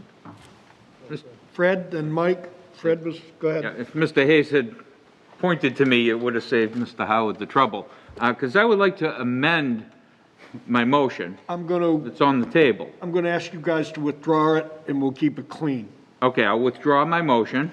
In the second, okay. Okay, now, the motion I would like to make is that we return to full school, okay, as explained, on April 5th, with the two options of in-person full-day learning or the remote option on April 5th, with a social distance of a minimum of 3 feet in trying to use 6 feet or as much as possible, or as much as practical, in any given other situation.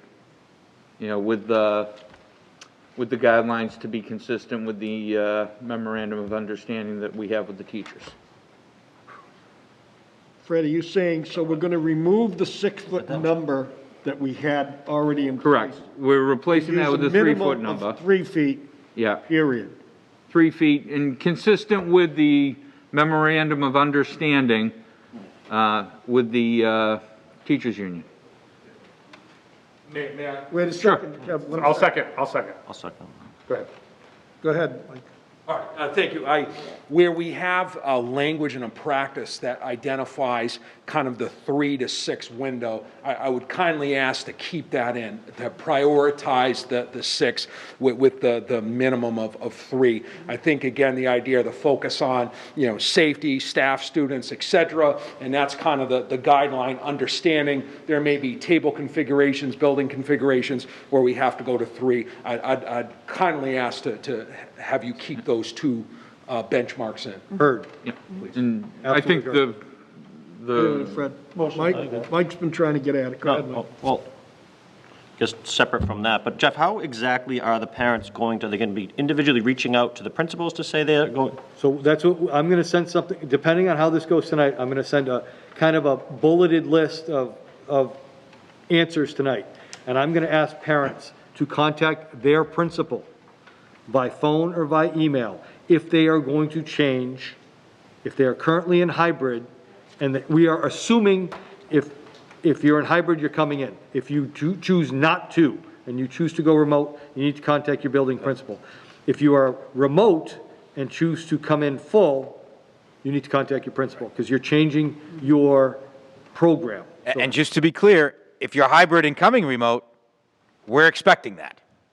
We don't need to hear from you. Hybrid coming full. Hybrid coming full. Thank you very much. Jeff usually doesn't pay attention, so that's why I want to. That's what you got going on. I got you twice today. So that's the expectation. But if there's a deviant from that, then we'd ask that you contact your school principal. Because I think it'd be better so that that principal has an idea of what's going on. If it funnels through central office, it'll be delineated too far. We're going to be in contact, and that's why I feel comfortable. We're going to have the trap table thing situated. We're going to fix it, but we just need to know numbers. Hillary. I'm sorry, I just have a clarifying question on your motion, Fred. So are we talking, I just have more questions about the return to learn on April 5th, and I think that sticking with the 3 to 6 feet and keeping that, maybe we should keep that separate. And then, because there are other things with this full return that I have questions on, so, and I don't know if anyone else does too. I also have concerns about Whitman Middle School. I don't think that, and I don't know how that would go. And I'm sorry if I'm misunderstanding your motion, but were you saying to vote to full in-person? To go back on April 5th and not kick the can down the road any longer. Right, so I don't think. To make the decision tonight. Yes. Oh, to vote tonight or vote now? No, vote now. We're in discussion, so I would think if you have questions. Because I just thought we were still talking about the 3 to 6 feet. That's why I haven't asked other questions, because that was the first motion we were talking about? Yeah. Am I? Right, and we withdrew that and Okay, added, so now this April. is just open to talk about the whole plan. Okay, all right, that's all. Okay. I do have other questions, but I'll let other people talk. Anyone else? Dawn? I have a question about vaccines for the teachers. And it feels like the assumption is they'll all be vaccinated by April 5th. So my question really, is what happens if teachers don't have their second vaccine by then? I know it might be out of our control. We don't have the supply. We don't know when the supply's here. They'll get it. But so I'm concerned about that. Well, I think when we went to the WHO, we talked about in the plan the ability for staff to be vaccinated. That then comes down to an individual decision. So our goal is that, yes, they can have the ability to be vaccinated. Right. There are 3 shots out there. 2 of those shots are for 2 doses. 1 of those shots is for 1 dose. But what we're saying is we're trying to hold that 6-foot piece at the top because we cannot mandate that a staff person does something anyway. Mm-hmm. So we're asking for the ability now through the governor on March 11th, beginning with teaching professionals and people who work in schools, they will have the opportunity to do it. Okay. So that's the only truly, I think, way that we can do that is by keeping that 6-foot area at the front of the room because we can't mandate the shot. Okay. Understood. Okay. Anyone else? I have a question. Hillary? So I have a question about, on each of the slides, it says that the plan is for 5 full in-person days. So is the plan to get rid of the half-day Wednesday right now? Is that something that we're also assuming to vote on, or would that be a separate vote? Because I have questions about that. So one of the pieces I was looking at as a target date to come back, but I would, if given the opportunity, I would highly recommend that we keep a half-day on Wednesday. Now, it might be it might be it might not be a traditional half-day, for the reasons I laid out. I'm looking at a 4-hour school day instead of a 3.5-hour school day, so we meet time on learning. But it would give teachers at the secondary level the opportunity to make sure their live streaming is on point, and it would give elementaries the opportunity to do their PLCs. Same thing at the middle, 9 through 12, and then K to 8 would be able to do their PLCs. I think if we have a further question, I think the elementary principals are the ones who are advocating for the PLC piece. Being a high school guy, I'm advocating for the teachers to be able to really work with that live streaming. But I think it would be, the piece is that it's an in-person day of like a shortened day. So then would it be an amended vote then because I think that half-day is so vital to the planning. I mean, especially we're talking about interventions. I don't know when teachers would get together to identify students who need interventions, when they're going to look at data. There's a whole slew of things. And then not to mention the actual model of teaching is so different than, teachers are not used to standing at the front of the room in 6 feet of space. It's a really hard thing to do. And so I would hate to see that gone because we're bringing the kids back and then we're asking the teachers to still plan, and it is a change even though they're coming back. So I don't know if that would be a separate vote here with this, but I think that the committee needs to look at this half day, however, to meet the hours for time on learning, but to give that time. I agree. I think it would be a separate vote. And the reason why I say that is because the commissioner last week did, in his dealings with us and his conference call with the superintendents and assistant superintendents, did say 5 full days. He also did say that asynchronous work or remote work would not count after April 5th. So we have to make sure that if that is then that's different. However, Friday is that board meeting. So I think that would be a separate vote, because I'm in total agreement with you, and again, this is an I statement, because I'll just get in trouble by Jeff tomorrow, but I do think that we should hold true to a live in-person half-day on Wednesday for the time that's a normal half-day. Now, if we have to meet time on learning regulations, we could extend that, maybe the half hour, whatever, to make up for that. But I would think that if it's a 4.5-day week, everybody comes to school and a full day, except on Wednesday it's a half day in the traditional sense, then that would allow our teachers to do the planning, talk about kids, talk about curriculum, talk about pacing. That would also then allow for the high school to make the adjustments and the middle school to make the adjustments they need. But the commissioner did say 5 full, so I think that would have to be a second vote based on what takes place on a Friday meeting with the board. Okay. Dan? That, what George was just, Haley, I was just gonna say, we should make that a second vote, I agree 100%, because there are issues, like with that time on learning, but let's skip this part then, come back to this, because it's very important. It's something that has to be ironed out, because that's part of it, you know, I read some of that material there, where you could be penalized if you don't have the time structure in. But we'll discuss that in the second stage, because, you know, I know you have a lot of good concerns there, and that was one of my concerns, was the time on. So, you know, I definitely agree we should be making that as a second. Yeah, sure. Okay, we have a motion and a second on Mr. Smalls. Can you read Mr. Smalls' motion back to us, Michelle? To return to full in-person learning on April 5th with 2 options of in-person learning or remote learning with social distance, a minimum of 3 feet, and try to use 6 feet distancing as much as practical in any other given situation and in line with the MOA with the WHEA. Everyone get that? I think it would go a long way if we could prioritize 6.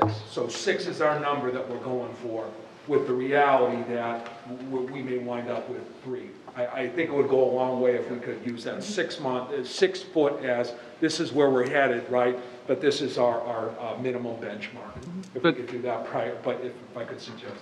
Yeah, I just don't know that it's realistic. I mean, we can say it, but how realistic is it given, you know, the structures and the... I think the reality of the situation is that in some instances it can be, based on the size of some of the classrooms. I think of some of the classrooms at Duval. It might also be based on the return numbers that come in. So I do think while the reality is a 3, if there are instances of 6, I think we should then push those desks away and go to that best. And I think the motion does say that whenever practical, correct? Yes. That's how I would read it. I mean... But I think the point is to prioritize 6 feet. So I guess my question, I don't know if this is for building principals, but are there places in schools where if a classroom is 3 feet, could that teacher take that class to another space? Like at the high school, if a teacher's not teaching in that room and that room's 6 feet, is that a possibility? That would be an example of prioritizing that. And I'm sorry, building principals, but that would be something that building principals have to work out. And I think that language is important, and there is a difference. And I think that language is important to prioritize the 6 feet, because you can take students in other classrooms to other places to make that happen, to relocate. I don't know. Is that possible? Yeah, I mean, that's going to be up to the building principals and their It's teachers. just looking at it a different way. It's shooting high, knowing low might come in, as opposed to going low, trying to get to high. I think if you shoot high, then there's going to be more apt to say, hey, can we do this a different way if I have the space in it? Could be something as easy as pushing the table to the desk to the side of the room. In those instances, if it's low enough. Could be something as then taking a class to a small lecture hall. But I think if you do shoot high, then for 6 feet, even if we can't do it, but we could do it in 7 instances only, it would be more beneficial for everybody involved. Would it be possible to amend my motion to read at the last sentence, prioritizing a 6-foot distance whenever possible? Thanks, Fred. I think that goes. Michelle, can you do that? Thank you. First, That's what I thought I was... the social distance of prioritizing 6 feet of distance and a minimum of 3 feet. Is that what you want to say? Yes, sure. Okay, you all right with that, Fred? I'm fine with that. Who seconded it? Jonesy seconded it. Any further discussion? Does everybody understand what we're voting on? This will be the first time in a long time we don't have to do a roll call. All those in favor, say aye. Aye. Unanimous, thank you. Thank you. Okay, the next vote is To make sure I don't want any hassle, do we vote for the amendment? I think we have to vote. Yeah, we for the voted for, amendment first, or? okay, was that to vote for the amended language, and now we'll vote the Yeah, motion? now we'll Just to vote, make sure nobody can come back. now and we'll us vote take that, things we out. voted for the amended language. Now we gotta move to the on vote for the whole actual structure, okay. motion as amended. All those in favor? Aye. Unanimous again, wonderful. The only I'd other, entertain a motion to accept the Whitman-Hanson Regional School District Reentry Initiative as printed with Hillary's amendment. No, you have to, What's we have to vote for that. Did I make an amendment? I don't. Yes. You have to make a motion.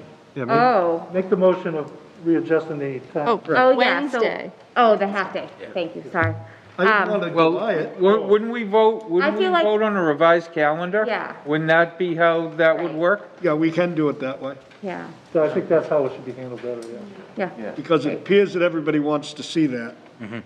So if you want to make. a Right, motion- because I also think too that we need to be careful because we don't know what the commissioner's gonna say, right? so I was gonna hold off that on might that be till another next thing week. We that can you vote don't the have- calendar next week. I was going to say, vote on the calendar next week, so I figured, thank you for that piece, and I think I have a target of April 5th right now. I'll message the parents out, we're going to look at, we'll determine tomorrow morning when we want information by, but parents can, who's watching tonight, plan on, if you're making a decision, you can start contacting your building principals tomorrow morning. So Jeff, do you want to hold off on this school district reentry initiative vote? I think so, because I'd like to see, we have a target date right now of the 5th. You voted that in right now.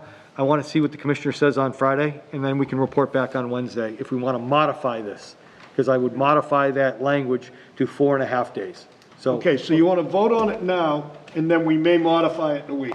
I don't know, So Bob, I guess, Chris. just as a question, so the motion we just took was in essence voting on this plan, Yes, right? I believe we so. voted to come back on the 5th. Yep. We voted to eliminate the hybrid option. So, the only thing that's left, I think, is Hillary's point of, is it Yeah. 4.5 or is it 5? yeah, I'm very good with this right now. I'm Okay. good. And I'll bring back a question next week, depending on the Board of Ed. I will report out on the Board of Ed and then bring it back. But you guys voted this right now, that's what I'm going with. And if we want to modify that, we will. We should probably do a separate motion and vote that right now. You know, with the provision that, you know, we're voting on the entire plan as presented, with the exception of the calendar and dates, which we will do at a later date. I don't think, I'm good right now. Yeah. I've got my, I got my marching orders, I'm good. And I really want to hear what the commissioner says on Friday, so I can bring you back information. And if we modify, and that way there I can actually have a modified calendar presentation if need be. Okay, perfect. Well, that's what I wanted to make sure that, you know, with Hillary's suggestion, what Jeff is saying, we have to wait for that one more piece. Right. Yeah. So doing anything right now is kind of, we would be re-looking at it most likely anyways, but as long as we know we're going to be looking into that calendar piece, because I have concerns too, whether to do the 4.5, maybe every other week or whatever, but that's at a discussion next time. Okay, so entertain a motion to accept the Whitman-Hanson Regional School District Reentry Initiative as presented. So moved. Second? Discussion? I thought we just did no that. idea what we're doing. Yeah, what do you? Yeah. We just did that. How we just did that. We're good, we're good. Okay, so you don't want that? I don't need that. We just Okay. technically did that. I'm gonna withdraw my motion. I'll withdraw. So just as, go. I'm sorry, I just have a question. This is a follow-up to Chris. Do we want to, or is this something you are going to do with leadership, the building leadership? Make a more, oh my gosh, a sooner date for staff, for parents to tell you? You had said the 17th, is that We're going to something speak, we're going to speak tonight, tomorrow. I'm going to message the community tomorrow Okay. with that information. Okay. Now that I know, and for who's looking out there right now, if there's any confusion, pre-K and K have been in, grades 1 through 12, we're starting full in-person learning on April 5th. I was going to say August, April 5th. If a parent is in hybrid right now and chooses to go remote, they have to notify their building principal. If you're in hybrid now, I assume you're coming full-time. If you're in a remote program now and you want to go full in person, you need to notify your building principal. If you're in remote now and you choose to stay, you're good, you're golden. No communication needed. Do we need Go ahead, Fred. Do we need to add that we'll be in touch, even if your child is in hybrid, we assume you're coming back, but we need to verify transportation options? Transportation will also come out. Thank you. So that'll be part of the messaging tomorrow to the community, and we will give them a date. It won't be the 17th, it'll be sooner. I just want to give them an opportunity. I think, Mr. Howard, you said people kind of know what they're doing. I think the biggest question was, can I stay remote? And they were afraid that the committee was going to take that off the table. So we'll hear from the commissioner, we'll hear from the board on Friday. I can report out, we already have a school committee meeting set next Wednesday to talk about budget, but we'll have other agenda items. So my question to you, Jeff, is do you want to vote this document? I think I'm good. Can we just turn it over now? We kicked that around quite a bit here. Do we, don't we modify it? So we're going to vote on it as presented, then modify it possibly after we figure the numbers. Next week. Next week. So again, I'll entertain the motion to accept this as presented. Bob, as I understand it, we already voted that. We're good. Yeah. We're very good. Okay, We're good on the document. we voted something like it, but I don't agree. We voted to go back to school full-time on April 5th. Okay, go ahead. Groundhog Day was last month. Okay. He needs batteries for his hearing aid. No, I can hear you. He can hear. Okay. Superintendent, CARES Act funding report. Mr. Tuffy, principals, I'm good with you guys. If you're going to want to take off, thank you for being here. Thank you for supporting. Thank you for doing everything you did for that plan. I gotta grab Ms. Downey for a quick second. Something about walking up to the podium and everybody leaves. You didn't even say anything before, George. It couldn't have been something you When said. I start to talk, if somebody else stands up, I really will feel bad. Okay. At our last meeting, we talked about the CARES Act and where we stood with funding, and I believe at that meeting... Hey, John, just hold off just 1 minute. Good night. Thank you. Thank you.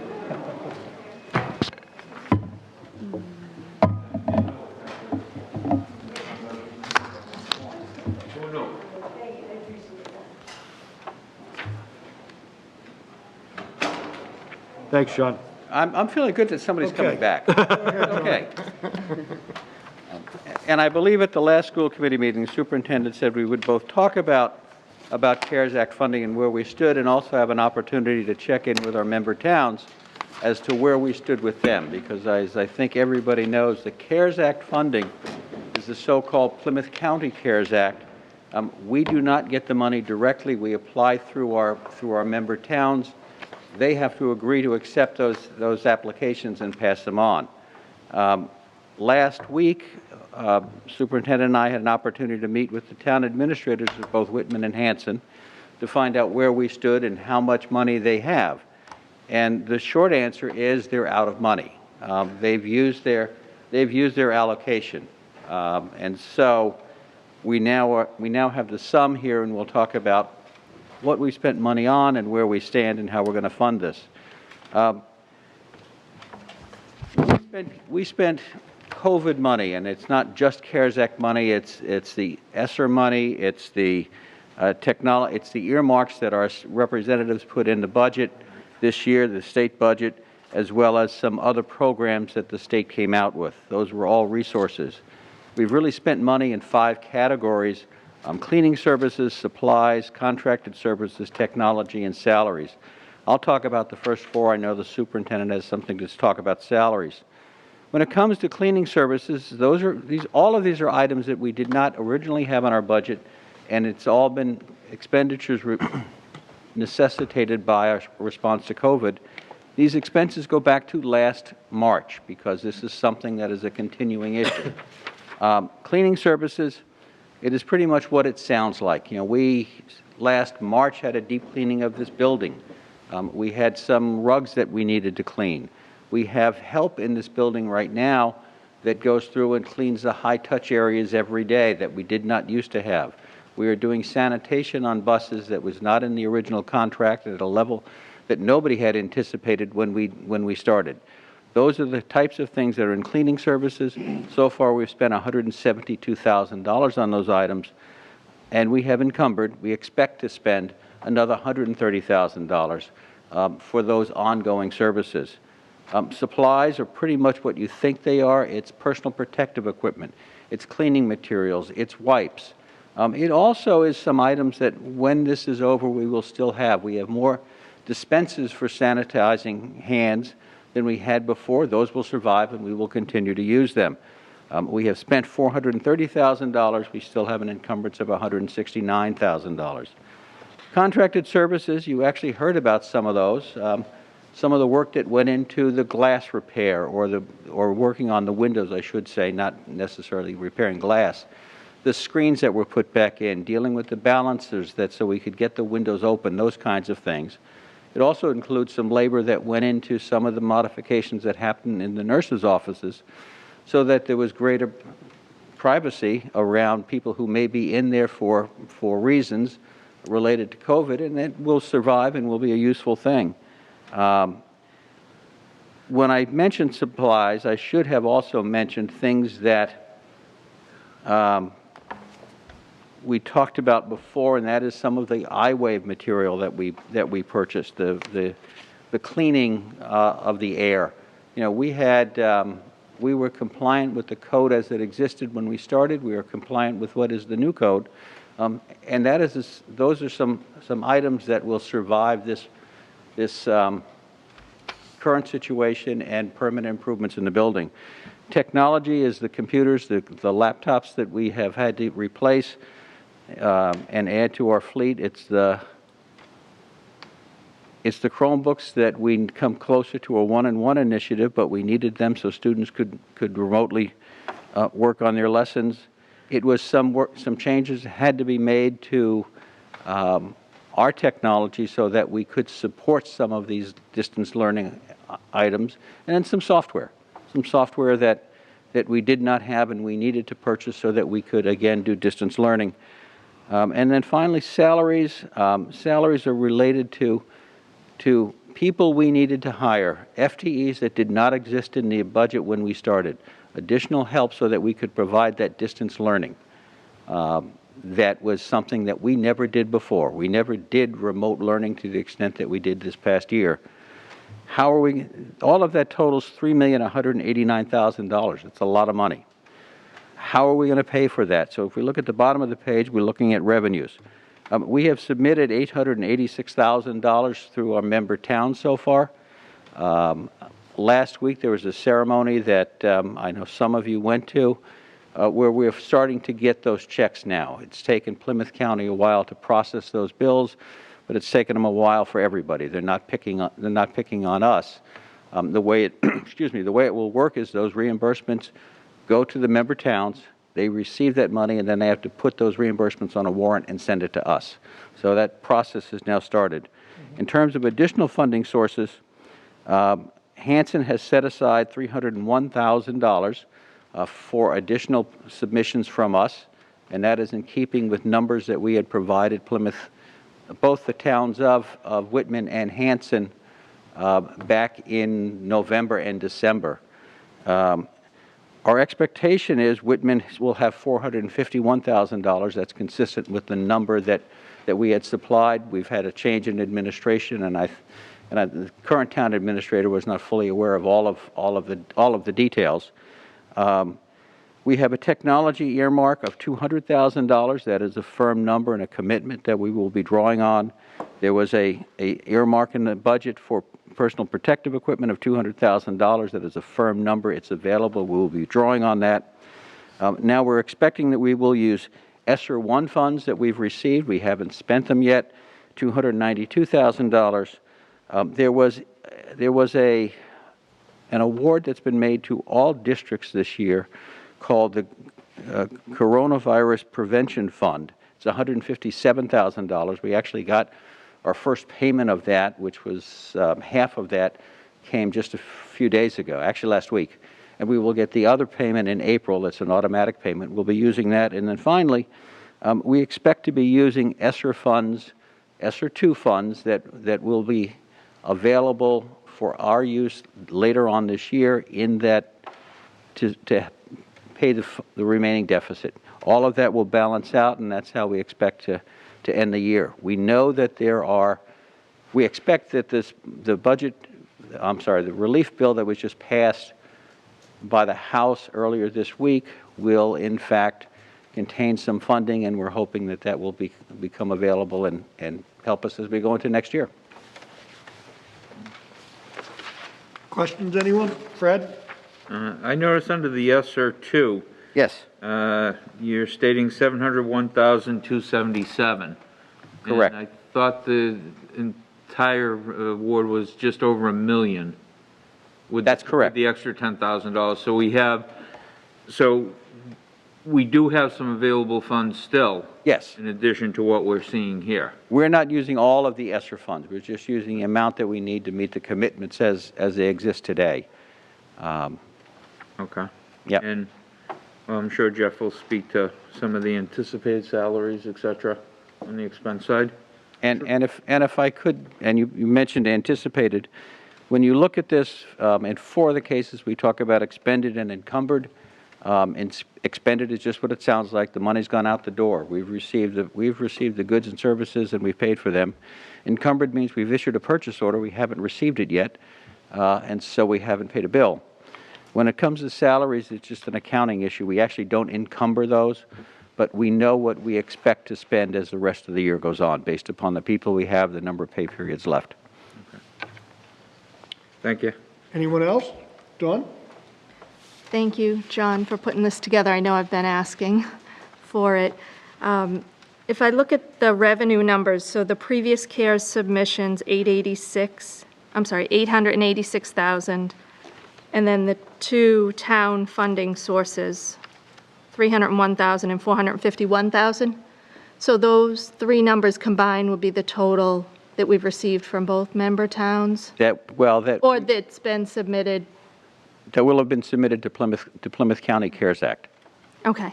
On the website, because PlymouthCountyCares.com lists the member towns and what they have received, or shall I say, what is available for CARES Act reimbursements. The town of Hanson has available, and this includes all 6 phases over the past year for COVID CARES Act money. Hanson is available $2,037,000, and Whitman is $2,300,000. So it's a total of $4.3 million, and if we add the 3 lines that we have submitted towards this, it's $1.6 million. What I want to mention is that amount that the towns have worked with us for reimbursement is about 38% of the total available for CARES Act money. It leaves $2.6 million that the towns would have available for reimbursement. I don't know how the decisions are being made with the CARES Act funds within each town and what the other needs are in the towns. I know they have made purchases and so forth, but I think it's important to understand that the schools have the largest number of employees, and we are responsible for safely returning students to school. And if it requires additional funding to support our teachers and paraprofessionals and equipment and so forth, then I would like to know that any available funds that towns may still have would be made available to the school. The towns, if they were to just look at their pie and their budgets of what they fund schools, it's about roughly half, or just under half, and that would be half of 4.3 million total available CARES Act would be over $2 million, and right now we've submitted 1.6 million. So those are some numbers that aren't on this sheet, but they are on PlymouthCountyCares.com. So I wanted to bring up that whatever our teachers in our school and our students need. I know we'll do our best to get it for them. So I think. So if I could, and I'm not fully aware of all the numbers that they have, the town administrator from Hanson had some more detailed information he shared with us, and yes, he's indicated that all of the funds that they expect to receive from Plymouth County were fully committed. At this point in time, based upon those allocations, he believes that the schools have received 51.4% of all of the CARES Act money that Hanson had available, so I just passed that along. Again, Whitman, I don't have the detail. Thank you. Hillary. I just have a question. Thank you, Don. That is really fascinating information. What can CARES Act money be spent on in a school versus a town? Do you know town-wise? Like, what is it supposed to be spent on? Well, what can and can't it be spent on, I guess? I know that for schools, there's some things that can't be spent on, but... Well, speaking broadly, it is anything that anything that is responsive to the current situation, the pandemic situation, items that were not, and you need to be able to show a nexus. You need to be able to show the connection between what happened when we talk about cleaning the school buses, for instance. Mm-hmm. It's now a level of cleaning that we did not have before, we did not anticipate, we did not have in the budget. So it's something new. So it ties back to remediation around CARES. It also is not to be used for replacement of revenue. For instance, we do not, we're not going to collect certain fees that we normally would get. We've stopped renting this building, for instance, for building use fees. We're not going to get them, and we can't bill for that. When it comes to salaries, they need to be people who were not previously in the budget, people who are doing something different than they used to do, and there's a pay differential for that. So those are the kinds of things. If you're a town, I don't know exactly how that plays out. I think we all understand when it comes to personal protective equipment, masks and gloves and those sorts of things, that's pretty universal between town and school. And Mrs. Byers makes a good point when she says we have a lot of employees. I mean, if we were a business, we'd be described as a service organization that's labor intense. And that labor intense means we have a lot of people. Mm-hmm. And so we also have a lot of square footage. We have about 15 acres under roof that we have to clean and take care of, and that requires a lot of help. Okay. Good. Yep. Fred and Dan. Going back to the CARES Act, wasn't the general guidance $255 per pupil? From the town? I believe that's what the governor had said when it was coming So, when CARES Act first came out, which would be about $969,000, myself, I know the towns, we have no idea out of that, the numbers you're quoting, Dawn, we have no idea how much might be encumbered from the towns if they've already committed the money, if they've already spent it. Sure. I know there's a lag. Heck, we saw it in our Chromebooks. Yes. For quite a long time, the lag. So, I mean, all I know is that up until them running out of money, anytime we asked them for anything, from what I'm told, they never said no. They've been there for us.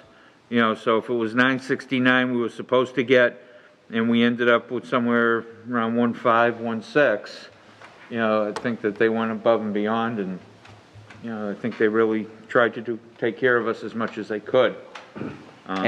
Hopefully, in the next package, there will be something great. Mm-hmm. I do have one little concern about the ESSER too, that I can thank Mr. Tuffy for saying to me, and then I researched a little more. It is subject to the House and Senate in the budget, so that's scary. But I think where it was federal dollars that they're spending, I think we should be okay, hopefully. Mr. Cullen? Actually, I just, one other thing I'd mention, last, and the superintendent may have a view on this, but my impression is last, I guess it was December, when we were working with the towns about some expenditures we were looking to do and what was available for funding. My sense was that both towns were very interested in what we needed, what we were going to be using, and trying to factor in our needs for funds, and trying to fit it in that mosaic that goes with what did they need for town services and funding for town. So my sense is we got our fair share. I mean, Mr. Stanbrook has been great. Lisa Green was good, and Frank was good prior to that. And when Lisa left, Mr. Lamontina took over, so we had conversations. Yeah. It's just a large amount. It's a big number to swallow. And I go back to, we wanted back in August to put together a remote program for our kids.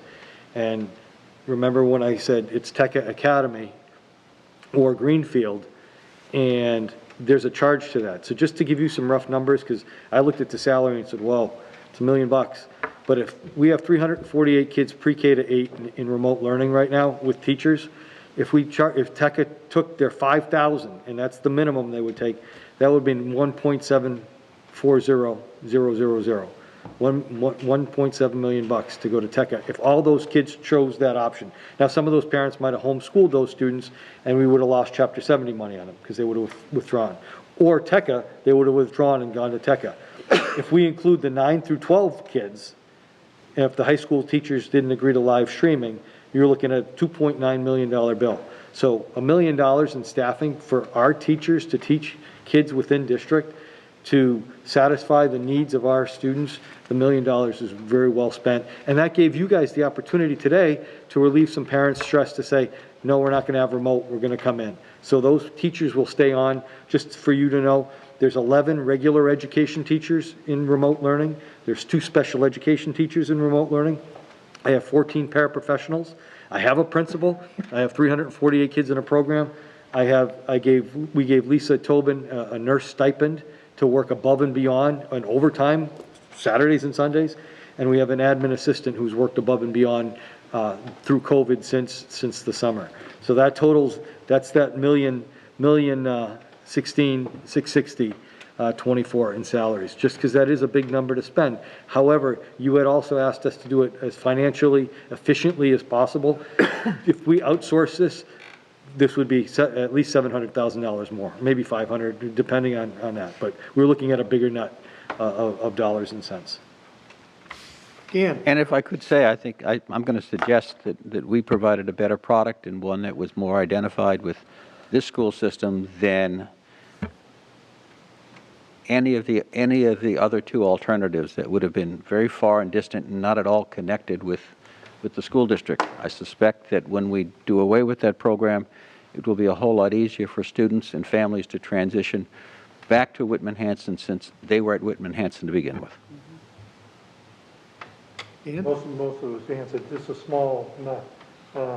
Between the 2 towns, we might have more employees, but they have public safety. They could be using a lot of PPE resources because they're going through a lot more than they would ever expect. So that might be part of the abstract that because I'm pretty sure the town would be giving us anything we needed. But you got to think fire department, police department, they're going through a lot of 24/7 turnaround. It could be enough PPE. We'd have to find that out from the town. And just to piggyback on that, I don't know what the towns have submitted. I don't know. I met with John, I met with Lincoln last week. They gave us their numbers based on our December numbers, but I don't know what they've purchased, and I don't know what they've received. I know we got a check from the county treasurer, Mr. O'Brien, on Friday. I don't think Whitman has received a check yet, so I don't know what their reimbursables are, and I know a portion of the check Mr. Stanbrook has right now goes to us, and that's just a portion. But Plymouth County, if we're getting a check on Friday, March whatever, or February whatever, we submitted these things back in October, and that's how far behind they are. So, but I don't know, and that might be a question that the committee ask both boards of selectmen to say, what are your expenses and what have you submitted as we go. I'm giving Lincoln a little bit of time to transition as he's learning what has been expended within the community in Whitman. But both town administrators all the way through have been extremely helpful going through this because originally, if you remember back, CARES was supposed to end December 30th. And we didn't have any of this in yet. We didn't have our laptops in, we didn't have our Chromebooks in, so that meant we had no invoices to provide the communities. Really, after the turn of the year, when 21 started, we started getting the invoices, and that's why we're lagging behind in some of our submissions and some of our reimbursements. Any other questions on the report of the COVID expenses? I have one more question. Go ahead. So if I understand this properly, there is not any more CARES funding for us? What I'm assuming from both town administrators, they've said no. Okay. Now, I will say that Mr. O'Brien said he's anticipating a package coming from the Fed again, and we had a casual conversation. Now, I don't know if Plymouth County has expendable funds. There's been banter around the business manager world, town administrator world, that some towns that haven't exhausted their money is going to be dumped back into a pool. I don't know that, and Friday wasn't the time to talk to Mr. O'Brien about that. Anyone else? Thank you. Thank you, John. Thank you. Next up is town meeting capital warrant items. We have to read this into the record, so I'm going to go as quickly as possible. These are prioritized warrant articles from May 2021 annual town meeting as proposed by the school district, the Whitman-Hanson Regional School District, Duval, Conley, and Whitman Middle School phone systems. See if the town will vote to transfer a sum of money from free cash or available funds to borrow $71,208 to replace the telephone system at Duval, Conley, and Whitman Middle School. The current Whitman-Hanson Regional School District telephone system is 20 years old.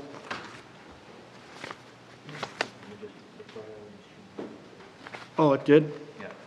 Okay. At least through the recommendation of the Building Facilities Committee. Okay.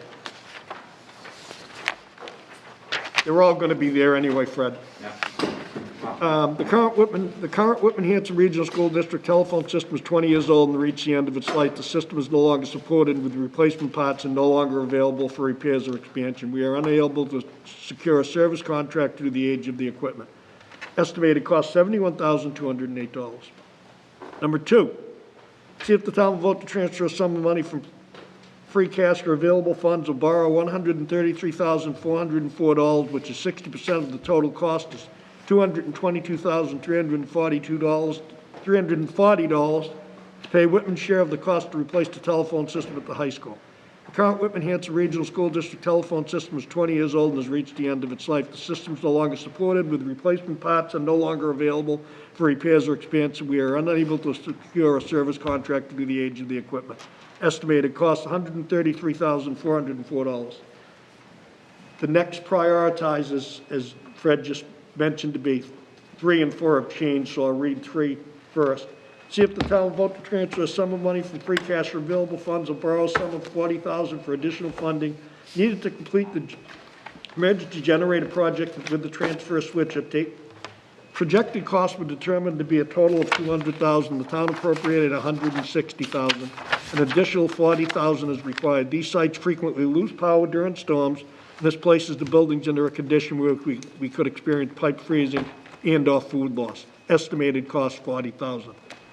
The next one is the high school existing fire lane. See if the town will vote to raise and appropriate $34,500 to pay Whitman's share of the cost to replace the existing fire lane around the high school.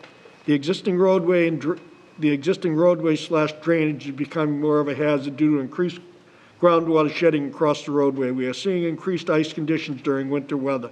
Town of Whitman appropriated $14,955 at the May 2019 ATM Article Number 41 in supplemental funding needing. Total project cost is $82,500, and Whitman's total share is $49,500. Estimated cost $34,500, because they already had appropriated some money to it. Number 5, high school fire panel. See if the town will vote to raise and appropriate $44,000, which is 60% of the total cost of $74,000. Pay Whitman's share of the cost to replace the existing outdated fire panel. Migrate the existing voice of action fire control panel to the new DesiGo modular voice evacuation fire control panel. Estimated cost $44,400. 6, Conley School installation of big fans in the gym and cafeteria. See if the town will vote to transfer the sum of money from free cash or available funds and borrow a sum of $45,000 for the installation of a big A fans in the gym and cafeteria at the Conley Elementary School. The installation of these fans will facilitate the movement of the air in these two rooms as they are not air conditioned. The rooms often service whole school and community events. Estimated cost $45,000. This completes the warrant articles for the prioritized warrant articles for the 21 annual town meeting. I entertain a motion. That was for Whitman. You have one for Hanson, too. I'm going to do Hanson Okay. after. This is strictly the Whitman one, Fred. I'm going to do Hanson. Just read it, after. didn't he? And entertain a motion to accept the prioritized warrant articles for the May 21 annual town meeting as proposed by the Whitman-Hanson Regional School District, as I read into the record. Chair, Article number 6, the Conley School installation of big fans in the gym and cafeteria. Yeah. It was the recommendation of the Building and Facility Committee to not recommend that article. At this time. At this time, with COVID and the financial constraints on the towns, we felt it might be better to not have that, not put that forward on the warrant. Can't be used. We can't use them. I'm okay with that. I mean, with we discussed that in facility subcommittee. Okay. I entertain a motion to remove number 6. So moved. Second. Discussion? You just heard Mr. Small say. With COVID, you can't use it, because all it'll do is It's moving, all right. push me back. Superintendent has no issue with that. Any further discussion? All those in favor? All right. Motion. Unanimous, again. Motion to accept the rest of them? Second. Motion to accept the rest? 1 Is through read 5. into the record. Second? Second. Mr. Boyce. Discussion? I have a question, Chair. Yes. Question on how the decision to whether to raise and appropriate or transfer a sum of money from free cash. That'll be a town decision. Yeah, that depends on how they are going to do their funding. Yeah, so I guess I'm looking for some clarification on why we're distinguishing. They ask us Some- to put the warrant article together, so we just have the language there, and they'll modify it, Right on as town needed. meeting floor.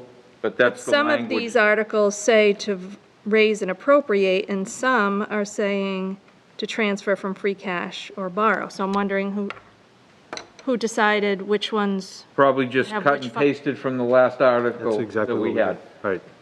You know, that would be my guess. You know, from number 3. You know, which again would be modified At town meeting. at town meeting or before it actually, when it hits the selectman's office. Yeah. You know, for the warrant, they would modify that portion. Yeah, they determine where they have the funding coming from. These are placeholders. Well, it's an article that we approve to be put on the warrant. Correct. The article itself, the funding mechanism is up to the town. Okay. So they'll be filling in that language. Okay? All right. Yeah. Yeah, no, I don't question that it's up to the Right. town. It's just the language. I Yeah. think I'm just questioning why certain We ones cut and have pasted. it. It was a cut and paste. And the experience we have is when we submit it, once it's approved by you, if they have language issues, we tweak the language from the town I administrator. think what I didn't want was us telling the Yeah, towns, you're going to correct. raise and You're appropriate right. this one, you're Absolutely, going to free right. cash this one. That's what I want to happen. Yeah, they're going to tell us something else anyway, but good pickup. Let's face it, they're probably, these articles, if they go through and they have money, it's probably coming out of free cash anyways. Fair enough, right, they're not going to. Anyone else? All those in favor? Unanimous, thank you. Now I'm going to read the Hanson one. Prioritize warrant articles for the May 21 annual town meeting as proposed by the Whitman-Hanson Regional School District. High school phone system replacement. See if the town will vote to transfer a sum of money from free cash and/or available funds or borrow $25,223 additional funding to replace the phone system at the high school. Additional funding is needed for the high school phone system replacement due to the underfunding of the quote. The current Whitman-Hanson Regional School District telephone system is 20 years old and has reached the end of its life. The system no longer supported and replacement parts are no longer available for repairs or expansion. We are unable to secure a service contract due to the age of the equipment. Article 4, Item 2 was approved at the October 2020 special town meeting. This article covers supplemental funding. Total cost estimated is $25,223. High school fire panel, see if the town will vote to raise and appropriate $29,600, which is 40% of the total cost of $74,000 to pay Hanson's share of the cost of replacing the existing fire panel at the regional high school. Migrate the existing voice evacuation fire control panel to the new DesiGo modular voice evacuation fire control panel. Estimated cost, $29,600. I'd entertain a motion to accept as read into the record. So moved. Second. Made and seconded. Discussion? All those in favor? Unanimous. Great. We're on our MASC District Governance Program. I'm just going to read a little bit of what's in your packet so people that are listening tonight can understand. MASC has a district governance program that is funded by a grant, so it will be of no cost to the school district for them to send out a team, which I believe is going to be Jim Hardy, Dorothy Presser, and maybe a third party. I'm not quite sure if he's going to come or not, but I spoke with Jim Hardy. The district governance program is designed to focus on continuous improvement and help school committees and superintendents develop new strategies for teamwork and collaboration that will enhance student achievement. The program helps build a better understanding of the roles and responsibilities of the school committee and those of the superintendent. Participating school district cohorts consisting of school committee members and the superintendent are coached by a highly skilled and trained team of MASC consultants. There are 5 two-hour workshops available in the program. Districts can avail themselves of all 5 workshops or choose only those that they think are relevant to their needs at a particular time. In either case, the curriculum is tailored to meet the specific goals and challenges. Building an effective governance team is not unlike building a schoolhouse. And like any building, regular maintenance is necessary to stay in good condition and running smoothly. In the district governance program, participating committees can be coached through the process of constructing their governance schoolhouse. This can be particularly beneficial when a new superintendent and new members come on board. Our districts can choose the particular workshop where maintenance or an upgrade is needed. When I spoke with Jim, I guess they maybe, because he didn't talk about the 5 different programs, he said, we're going to need about a 2-hour window to do this. Would you rather do it on a weeknight or on a Saturday morning? I believe the preference for them was a weeknight, but if we determine we're going to have to, I'm going to call him tomorrow and he's going to flip some dates to me, and then I'll give you the dates on next Wednesday's meeting, and we can kind of make a decision when everybody's available. And it's about a 2-hour workshop. If we need more than 2, we can schedule another one, but as I read, it's a good tune-up for teamwork, collaboration, and it helps enhance us to be all better members. And obviously, as you heard this evening, we're all very entrenched in the school district that we want the best for students. You saw the questions tonight on this document here. It's, you know, everybody is interested. So I want to schedule this and get it going. And I'm going to tell them tomorrow if it's better for a Saturday or better for a night. What's your general consensus? Nighttime, couple hours? Sure. Yeah. Fine either way. Yeah. Okay, I'll tell him to try and do a night. He said he'll flip me a couple of dates. I'll try to give you dates, and if the dates work for everybody, I'll get it done as quick as I possibly can. I know that we're meeting a ton. So, but I don't want to push it off further either. So I'll discuss it with you next Wednesday. Hopefully Jim gets right back to me. I've spoken with Jim numerous times in 18 years. He's a good guy. I'm pretty sure he'll get right back to me. And I'll let you know. Everybody okay? Chair, question? Yes. So it's not one of these particular workshops? Is it I'm a going to general ask overview? him about that when I discuss it with him tomorrow. We downloaded this off the MASC page. Okay. But he didn't say anything about 5 plans, 5 steps when I spoke to him. Okay. He just said to me, John, it'll take about, tell the committee, a couple hours. And he said if it expands from that, you may take a couple more. Maybe he'll hit on all of these benchmarks, I don't know. But I'm gonna ask him tomorrow. Okay. Because, like I said, this came directly off the website. Thank you for bringing this up, because this is what I had mentioned last May. I know when I was talking about, working together and, having a plan and strategic plan and so forth, so I appreciate it. No worries. Anyone else? I'd entertain a motion to adjourn. So moved. All those in favor? Aye. Everything was unanimous tonight. Congratulations. Thank you. Thank you all for the good work tonight. Thank you. Appreciate it. Thank you. Thank you, guys.